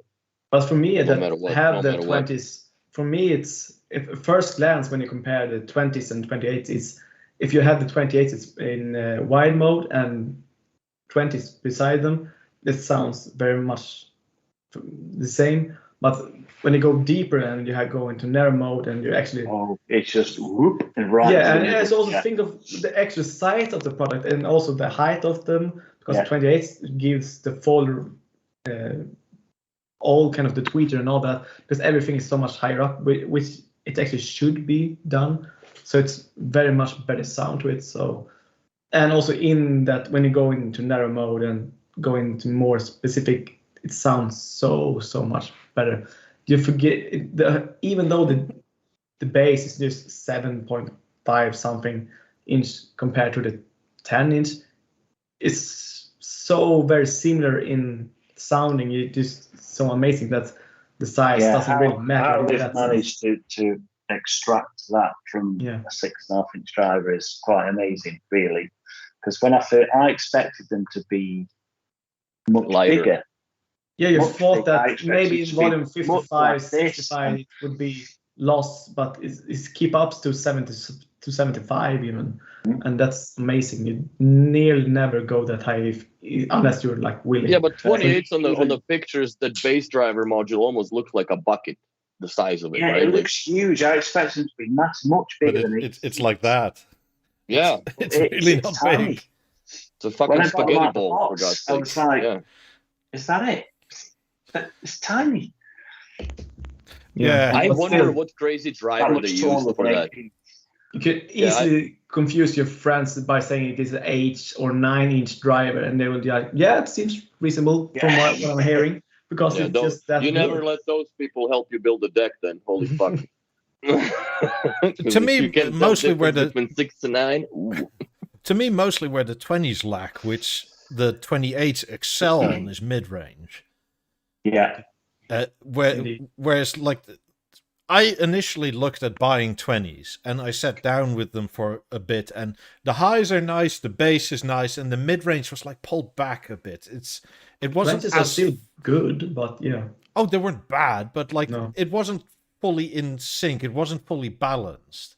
But when I it's heard a compromise to the 50s or the 5s at the time. yeah, It's a compromise. It's not the best speaker. That's kind of you're getting a second hand or a second grade speaker in that sense. But now you really get a full everything, and its next step is just more extreme when you go to 50s and 90s. But that step between them is not that big compared to before. well, especially at lower level volumes, it's quite Well, amazing normal what level, the 28 can do. Yeah. In fact, actually, a question for you two with your 50s and 90s. When you have movie, Mhm. do you use wide or narrow? I use wide. It's Wide. not a loaded question or anything like there should be a right or wrong way, but it's just out of interest. Preference. Wide. Yeah. I use wide. I used to use narrow when I used narrow up to the point, and I had the TV turned off up to the point when Henrik did an interview with Jeff Martin, and I've set up the acoustics on the Avant the way that they talked about, with the 20 centimeters farther and 1 dB down on blah blah blah. And then I changed the 90s to the wide mode. And the reason why also because I have 18s, which are always wide mode, right? Because it's acoustic lens. And what I also didn't like is you shift around in the movie, right? You watch like from here and from here. Well, you can't fucking do that in narrow mode, man, because it's just so focused that you literally have to like get a neck brace or something and just sit there, tighten the lug nut so you can't turn on the chair and swivel. And that's when you can actually get a full experience of narrow mode. Well, that's good when you're listening to 2-3 minutes of music, but I can't sit through a fucking movie, right? So you put it in a narrow. What's your in a experience, wide. John? Yeah, John. What is your experience? Yeah, I'm same. It's always wide for movies. So it gives that spread across the whole sofa in the store, and there's normally more than one person watching, and it just makes the sound feel that much bigger. I was listening to I've got a clip in the store of Le Mans. It's Ford versus Ferrari. It's a bit where they're at the race. And I've got the Eclipse 65 with BEOLAB 28, and I always have the BEOLAB 28s. That's my wide movie demonstration. And when you sat in the middle, the cars do go right past, and they are way over to your side. And the way it steers the surround information, even though it's just a 3.1 essentially, is really, really quite impressive. And you don't get that so much with the narrow. It's all very focused and very precise, but it's not sort of what movies sound like. By the way, that movie in particular is amazing. I mean, I watched it a bunch of times because it's so true to how they make the movie, to not make so much fake and green screen and all that. And the sounds are amazing. And there's a part when Carroll Shelby flies in with his old kind of DC something fly plane, and that kind of sound is just also DC9, amazing. I think. Yeah, it was. DC9. Yeah, sorry for me. Yeah, DC9, right. and yeah, amazing. I was also thinking of DC3, but Oh, yeah, John, right. I have an anecdote here. Okay. This is Tigris of Gaul from Twitch. He said, I recently been to John's shop. I checked out his cable management on the Harmony 88 with the 90s. It was neatly managed, but no cable sock. That's right. I can explain. I can't believe You're he got me barebacking the cables, bro. That's not good, I was so nice to Always him wear protection. in the shop, and he was such a lovely, lovely man. And he came in just to meet me and see the shop, and he said he wasn't going to dob me in. And look what he's just done. Well, he did say the store was absolutely lovely. And he's now actually complaining that you've ruined him because you sat him down in front of some 90s, and he says, fuck me, everything sounds terrible now. I did warn him. Yeah. It is insane how the 90s get in your head, though. Yeah. Isn't it? It's kind of parental guidance to be advised. Yeah, it's that. And you can see, like, you see it more often than I do, John, because you do have people come into the store and they want to listen to them, right? And you can just see in their face how they're instantly, like, the first 3 seconds, they're fucked for life. Like, it's just it. Yeah. It's over. It's over, man. You'll never hear anything better than this in your life. I kid you not. But I had a chap. Yeah, go on. Sorry. No. But in the time when the 90s were introduced, the second level of speaker was the 5s, and compare those two was just ruin your life. Yeah, it was. Well, I had a chap come in. He was actually buying a second-hand BEOLAB 2. Mm-hmm. He'd had one before and it died, and he bought another one from me. I happened to have a trade-in. Anyway, he said, I think I've heard these before. I was not that impressed. I don't think they sound much better than my 8000s in the sub. I'm like, sit down. Yeah. Sit down. So all my beer. I was looking through all the lossless tracks I've got, and we saw there was a classical piece. It's like an orchestral piece of music. I can't for the life of me think what it's called. I'll find out. And he says, I know that. I love that. Can you play that? So I played it for him. And about 30, 40 seconds in, there's some big transients of the timpanis, and it really thumps you in the chest. And the first time it did that, he went, fucking hell. And then we got to the end of the track, and he says, can I have that again? But as if I was sat at a concert hall, just up a little bit, just as if I'm sat there. So I played it again at about volume 70, I think it was. Yeah, changed his mind. Yeah, dude, you can't mess with the 90s. The sock was, it was there, but I think if I remember rightly, it was a customer needed some, and I didn't have any there. So I was like, have that one. There you go. And I gave it to him. But I will put it back, and I'll take a photo when I've done it. Right on. So put it on fucking unsheath the Insta. snake in full public. Yeah. But it is cable tied, so at least it's tied. And I've got a Sykes plate on there, so you can't see it. Do you use this? You use the split loom, right? Not the one that is solid. Yeah, the splitty one. Yeah, it's way easier. Oh God, I remember when we used to have that, and all of a sudden, like, oh, can you put one more HDMI cable in there? Are you fucking kidding me, dude? I have to pull all of it out because there's no way that you can fiddle fuck the one through 17 feet of this hellhole. Fiddle fuck the one. I call them the devil's condoms, dude, because those are just fucking terrible, terrible loom. Yeah. Whoever cut them apart should have a Nobel Prize. Whoever decided to split it. That's a winner. I remember we had a new installer a long time ago. A new installer. I caught him trying to put a whole UK mains plug through it. Bloody hell, those things are enormous. Wow. He got about halfway, and then the pins were stuck through the sock. Come out. Why don't you go the other way with the figure eight? The thinner, right? Like, oh my God, yeah, because your plugs are probably the most relentless out of all the plugs in the world, because you fuckers put fuses in them too for whatever stupid reason that is. Yeah, that's kind of weird. Yeah, but yeah. enormous. It's Yeah. huge. I don't know what I got. I bought a core from somebody in Vancouver, and I got a European version of it. I mean, the European version, Huge freaking adapter, good old fucking Queen. the Scandinavian, Green the power. German, and I guess we have the same sockets, right, Michael? Yeah. So we have the thinnest of the thinnest for most part. It's so easy to manage. The compared American to ones are think smaller. I think They're US less- sockets they're are less wide. The thinnest. Yeah, less wide. Yeah. The US sockets are the thinnest, bro. Do I have one here to shove down your They're faces? also the shittiest No. sockets, quite I honestly. do. Hey. Fuck around here. Look at this. This is Like beautiful. Those pins Look are how already shiny those prongs are, bro. Look Yeah, how they're shiny already the prongs- slightly bent. They're already sort of like. No, they're not we have bent. Your face is bent. One is wider than the other one. That's how we tell plus from minus, bro. in the UK. You have kind Why of is this that kind of necessary? arrangement.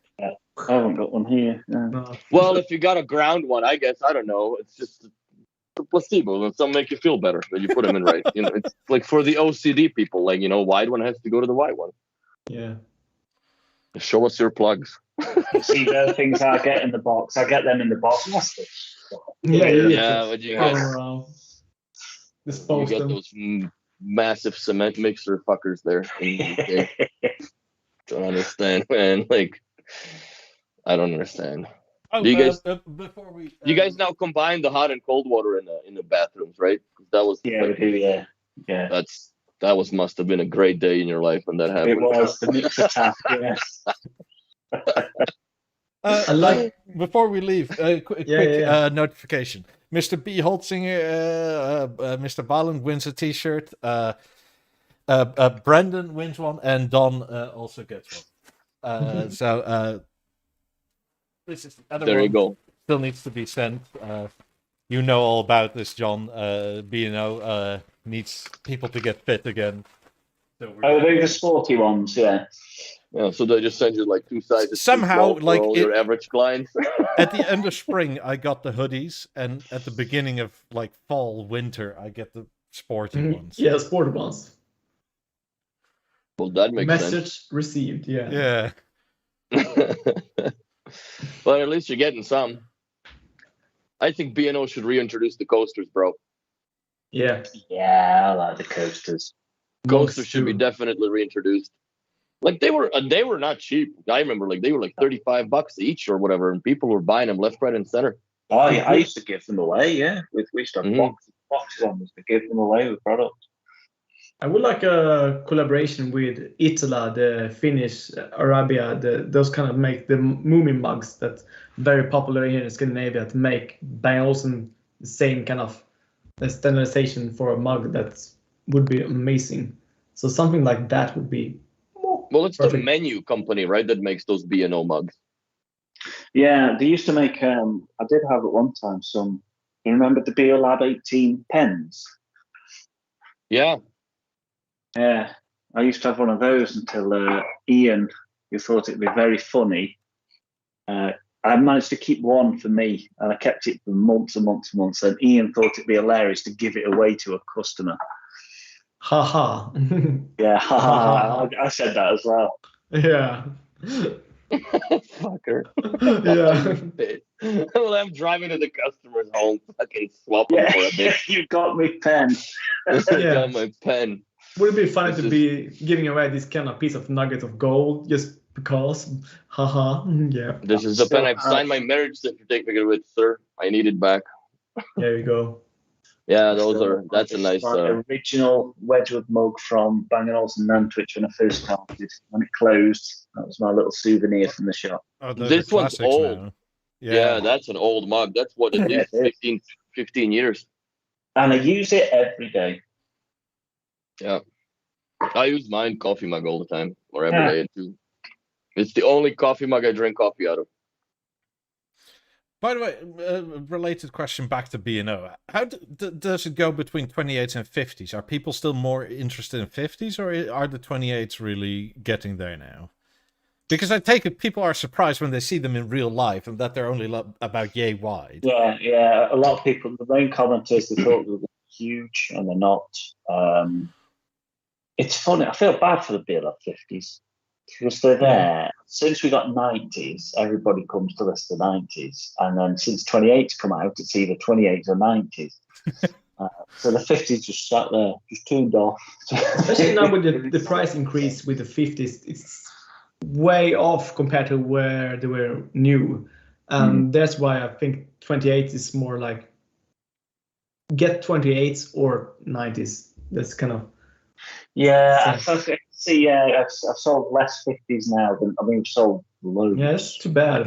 But I can see the logic of a customer though when you come out right and you listen to the best speaker that you can possibly buy from B&O. You get two 28s for the price of I can buy a Porsche for this 50, or a sports car, right? And then you listen to the 28s and you go, wow, well, this actually would go very close to what those are within my household, and you're not giving up 3/4 of your living space to put 90s in the room, right? Like they are a large speaker. You get a surround setup compared to a stereo setup with 50s, and the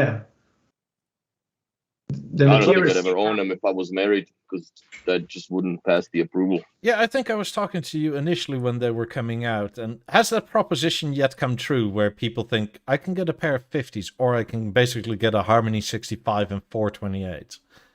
No, I've never had any sort of conundrum like that. It's always, this is the one I was thinking of, or this is the one I like. And it's never, I could have this for the same money, or people tend to fall in love with something in the store, and then that's the sort of getting, I guess, It's never, I could have 4 of these. It's rarely anything like that, really. Money logic when Bang Olufsen is not a logic way. It's just you want this and you get it. And you come in the store, you fall in love with a thing or a couple of things, and you imagine that's what I want in my house. And that fit, it works, it's the right size, I like or don't like the moving elements, and that's generally what is chosen. It's never really comes down to that sort of. I guess that most customers have the money to get the thing that you actually want compared to what logic in. I guess so. I don't know. I think that I think the 28s are will be doing a little bit of sales damage to the 50s at this point of time. It will be, but saying that, I've just had a new pair in the store. I got a brand new pair because I sold the other ones off display, and just moved things around. They've been there for 2 or 3 years, so it's. I sat there after calibrating them, just about 20 minutes, just. These are so. Did you cry? Yeah. Did you cry? You get used to what's actually supreme good sound very well when you have the 50s and 90s. And you get the 28s, they're amazing, but 50s are. Have you thought about playing your wedding video yet on the 8K Harmony with 90s? God. Why would you remind yourself of such time? Wow, yeah. Like, looking at you so much younger and so much inexperienced than I am now. But I don't know. I think that 28s, well, they're not going to replace the 50s in no shape and measure. No. But they do definitely give them the run for their money. Now, but from 50% volume onwards, it's a different game. Oh yeah. Yeah, but can you tie in, like, let's say you have a Harmony, so if you tied in a subwoofer with the 28s, would they be able to handle up a little harder or further up the scale, you think? Yeah. I think you'd sort of spoil the balance. The Harmony wouldn't even turn the subwoofer on unless you're watching a 5.1 source. Really? I don't think it'd even turn it on. It does it with, I found that out the hard way once with BEOLAB 20 and BEOLAB 19. On the Eclipse, the customer popped a sub on, so it doesn't come on, doesn't click on. So it's coming up. You probably got it something connected wrong, or I went all through the settings. It was set up absolutely correctly, and you play TV, didn't even turn on. But as soon as you put a DVD or a Blu-ray on, the sub came on.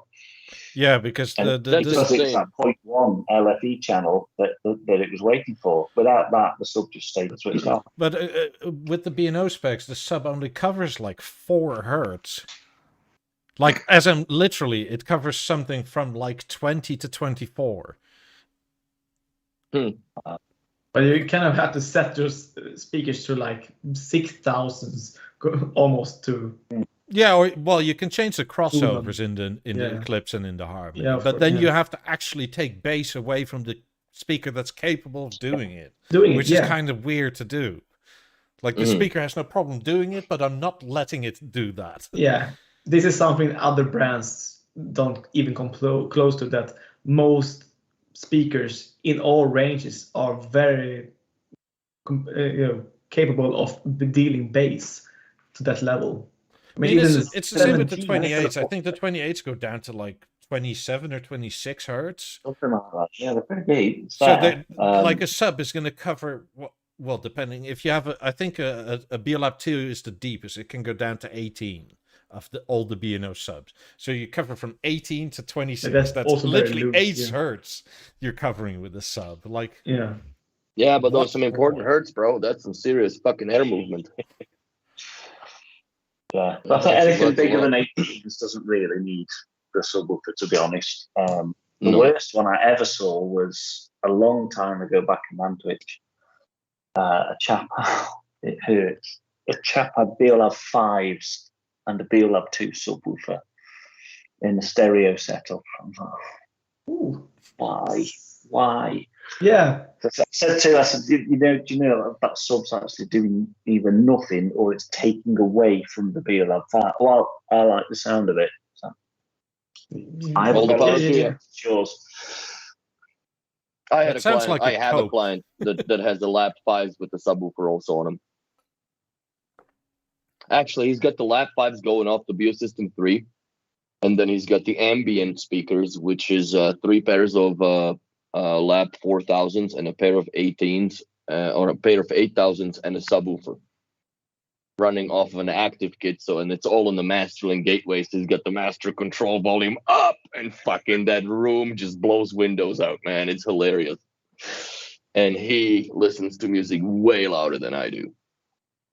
Like, he listens to the music that I'm like looking at the 5s and like, I'm just waiting for the cones to fall the fuck from underneath him. Like, it's just like, he's just like marginally like red line, you know what I mean? When the car's screaming at you to shift the gear, he's like, no, bitch, we're gonna hold. So yeah, that's to each their own. Yeah, the same thing against the Logic having his lap 2 with the 5s and stuff. But at that point, you're listening to your room reverberate. If literally the windows are doing that. Oh, dude, is that what you like? Sure. But that's his thing, right? Like, I'm not gonna. That's your thing. I never got it with that. The loud. It just hurt. I remember taking out a pair of BEOLAB 5s back in the day for a home demonstration. Oh God, when we used to do those, and we'd lug these BEOLAB 5s out from the store and put them in this guy's room. And I guess even in like. First thing we did, it was rock music. I can't remember the track. It was some thrashy rock music at volume 80 odd. Straight out of the gate, it banged, and it was. I had to leave the room at one point because it was just painful. We bought them at the end, and then within 3 weeks, blown a tweeter. Of course, but people like that, well, they don't understand that you gotta start slow. You gotta warm up the speakers, man. Like, you can't just put all that energy into a cold state, drivers and everything else. Like, that's just not gonna work. Same with an engine. Stuff that moves needs time to get. Well, no, the problem is that the amount of heat that it generates in such a short time does not have enough time to permeate throughout the entire basically a magnet structure and hit the thermistor, what it actually says, oh fuck, we're cooking. By then, you're in protection mode. Yeah. And that's the problem with people. They don't understand. Like, even with the 90s, I never go like from nothing to stupid. No. Yes, they are $100,000 and should be able to do that. No, man, you don't start your fucking Porsche and put a brick on a gas pedal and see how it does on a dyno straight out of the gate cold. So that's no, you don't. But people do that with speakers. I don't understand why. I just do not understand why. Everybody, like, even in a theater, like, I would never give people the remote. Fuck off, man. No, you can sit here, but I'm not going to let you control the volume, because the first thing they're going to just rocket the shit up and I gotta be here for another 8 hours. You just blow in your ears. I'm gonna do this 6 more times probably today, so we're not doing this. And if people do want this shit go crazy, and they're like, can we turn this on? I'm like, yeah, just hang on a second. I fucking leave the room. Here you go. If you still had a shop, you should go to the customers and say, hold on, I'm going to get my portals, noise cancelling. I would just, at this point, if I were to do it in the shop, I would set up a macro that if the status volume is above 70 on the theater, put it back to 50 again. A quick question before we go to John, if that's okay.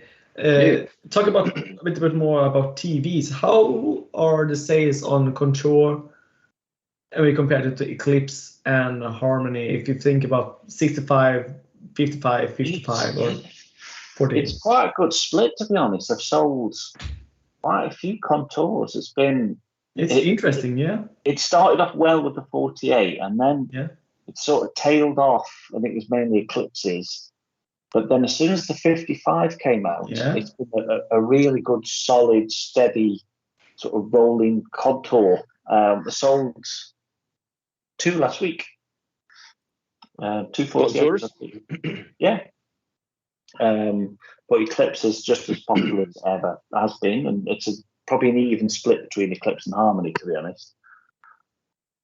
That's amazing, because I would have thought the Harmony would go much bigger than the Eclipse once it came out. Eclipse is so versatile, especially now with the version 2. It's very versatile compared to Harmony. But you're still stuck to your size, right?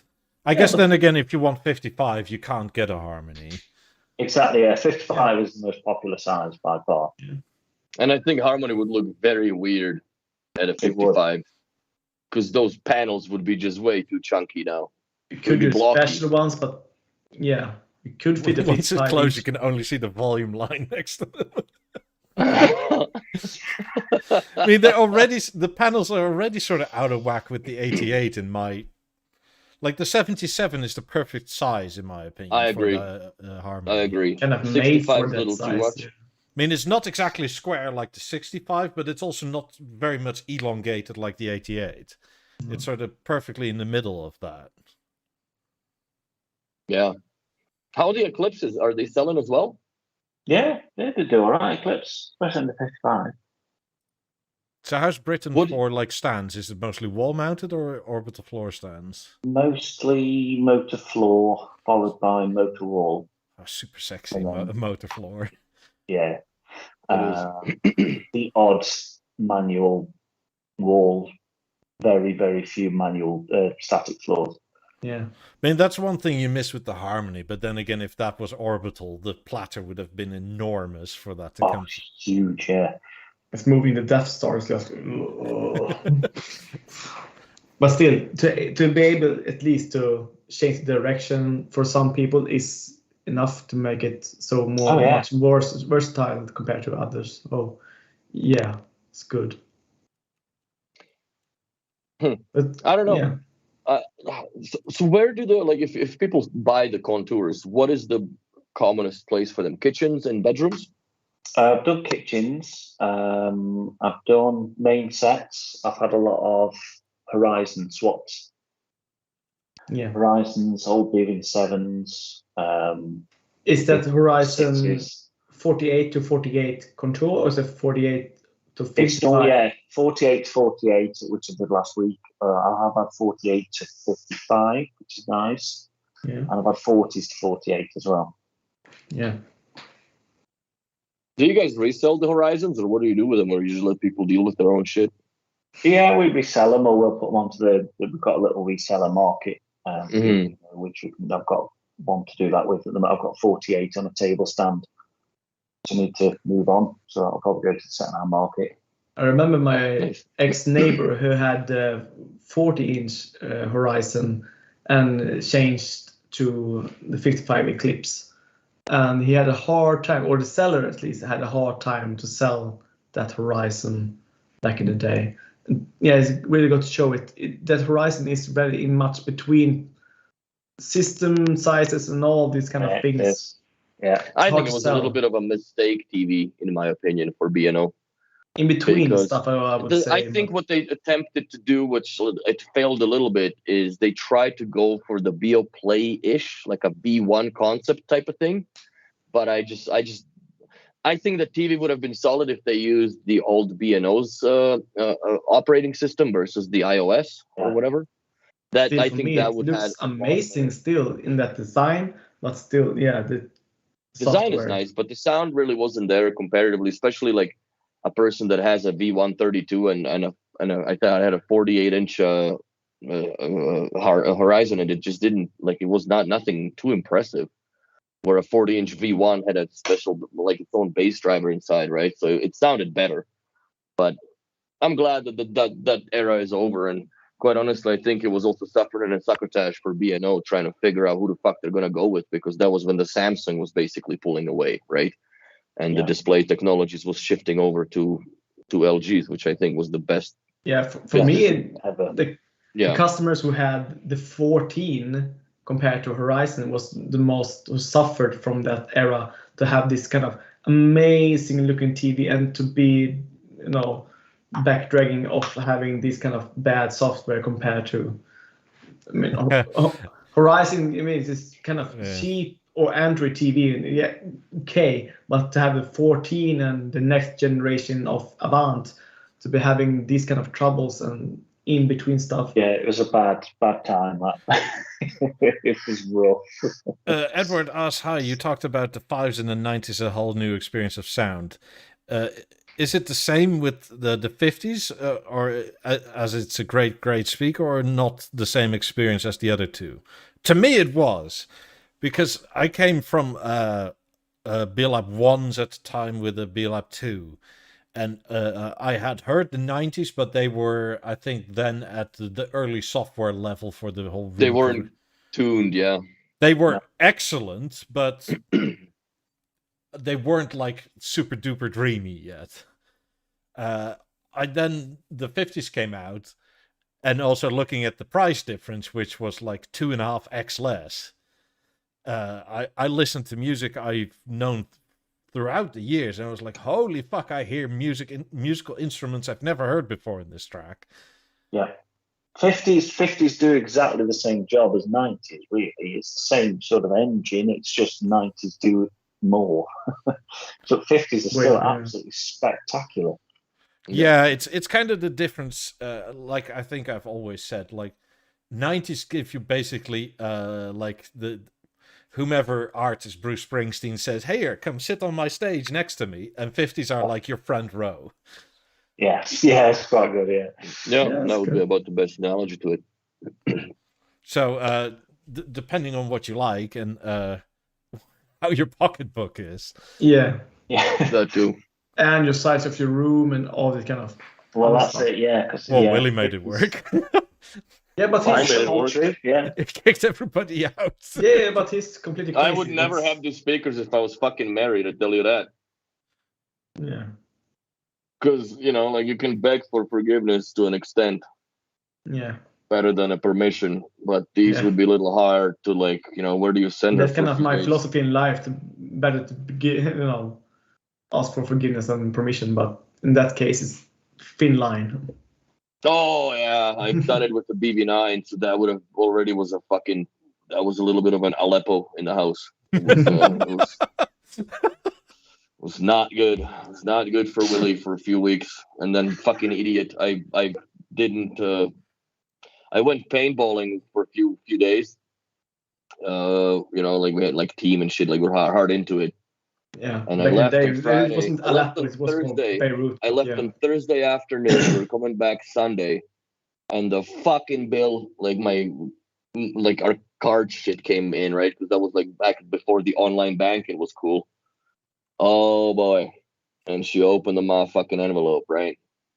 And then she saw the price of the TV, and like when you get from a trip and you're happy and jolly and shit, and then you walk into like -15 in the house, but everything is on, like that eerie cold of like, I'm in fucking trouble happened, like very bad trouble. And she don't even look at you watching the TV. Yeah, you Hi, feel hell honey. freezing over. The relationship guys are like, we never know. We don't understand anything at all. So yeah, will it just talk? Yeah. So Yeah. then I just said, well, that's not all of it because there's 8,000 that are coming too because the orders were fucking back ordered. So they didn't all like it all didn't happen all together. That wasn't like there was a second layer to the poo because then we got the surround speakers and shit, and then she like understood that this is awesome. Yeah. Awesome. And it's great, and yeah, but Took a dude, week or two. in retrospect, I might have angled it differently and like, but or consult a little, I guess, or drop a hint. But hey, honey, we're gonna be poor next week. oh, I wouldn't do it to fucking be a slave to the shit. But I just figured, I don't think I'm gonna get approved. For most people that are in a relationship with a Bang Olufsen addict, is that get used to it, and that's kind of the word for it. Get used to it. With every new speaker and every new purchase, is get used to it. Are you still shocked by it now though that you're around 90s every day? You probably hear them every day. The what? No, like John, like you hear them every day, 90s, right? You hear 50s and 28s every day. Does it still amaze you, or is it sort of... Oh yeah. We recently set up, I hate to admit this, because you're going to take the mickey now, because I quite like it. I don't like to admit it, but I quite like it. Apple Music. So we've got Apple TV on the Harmony 88. It works. And we've got the Apple spatial music and all that sort of stuff. Because he was in the Atmos cinema as well. And oh my god, it sounds unbelievable on the 90s. I've got a playlist of sort of spatial music that played through the 90s in narrow. Oh, yeah. Wow, so I need to check into that. Surprised me. I'll try and get the play. I'll work out how to do it. But there's particular that you both need to try on those speakers. There's a Kraftwerk track which he showed me. Even on the sound stage, it sounds incredible. But it's got to be in that applesauce, right? It's got to have the applesauce in it. The sort of, yeah. I've not tried it on Spotify. I'll have to try it on my stage in here. But in the shop, on the shop stage through Apple Music, and on the BEOLAB 90s and 50s, and in the Atmos cinema. Do you remember which Kraftwerk's? It's called. Is it something like Regeneration / something? Yeah. It's not one of the computer white or a home computer or radioactive. It's something else. I guess I'll have to find it. I remember it's a red album cover with some black shape. I know exactly which album it is. I actually have a CD of that album, believe it or not. It's well, if you've got the CD, I think it's the very, very last track on this too. That was back in the day when the Columbia records were around. Anybody remember that in North America? Or I don't know what you guys had that. That's how everybody in my generation got fucked up their credit. Ordered 20 CDs and never paid for them. You need to take that CD out. And then 10 years later, you're applying for a mortgage. And guess what pops up? With interest. And you don't even have those CDs anymore. Fuck. Oh, God. The Columbia records, man. I remember, like, you take her order because it was, like, paper shit. That was... I know, like, the younger viewers will have their minds blown, but that was before Amazon or online orders, man. Like, you mailed shit in, like Netflix, you got DVDs in mail. Yeah, I remember that. Right? It's unfathomable to people what we had to go through. Yeah, Max in chat said he listened to 90s with 50s as surround sound in Harrods.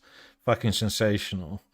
Yeah, that's how I demoed them as well. Last time I demoed them, it was fucking amazing. That's my dream setup. Like 90s, oh yeah, front, 50s. I used to have that in the store. Yeah, I did. Because I thought, so overkill for surround 50s. No. They're in the right place. I'm going to put them on. My God, I'm glad I did. Yeah, unbelievable. So I'm going to get the mini system of that when my 28s arrive, and they're going to go right there. Yeah, I'd be Very quite nice. intrigued to see how that sounds. It's gonna be fantastic, I'm sure. I mean, the 18s are going to go where the little 3s are right there. I hope one day when stuff around the world is calmed down that we could do a big episode at just one place, and it should be, I guess, in Michael's apartment. Would be amazing to do. Rent the community hall. Fucking. Yeah. You're welcome here anytime you want. Yeah. I mean, I hope so. you're in the EU, you can come here anytime you want. John Yeah. can come, but like he doesn't have a passport because he's weird. Well, on that, I'm under strict instructions now that I have to get a passport. Yes!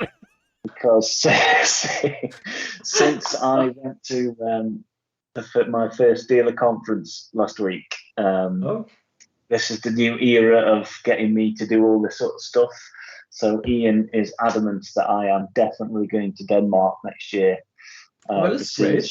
Strø and the factory and the museum. Oh, dude, you're gonna shit your pants. I tell you what, because that's gonna be the experience like I've had and I'd always cherish it, dude. Yeah, golden tickets. Like going through the factory, man, like and seeing, at the time it was the AVANT, so there's gonna be a little bit different what they're gonna be machining at the time. Probably something cool that it's not really out yet. Also, like when I was there in 2016, they were doing the cones for the BeoSound 2s. Oh wow! And you're like, what the fuck is that? And I was like, oh, you're not supposed to see that, but we're just gonna go ahead with it. We went into business with the high-end Taliban. Yeah. We're going to shoot these at people. That's right. No, these are like, it's an experience to be had, man. If it's going to be done like I'm they've sure done I'll it with love us, it, yeah.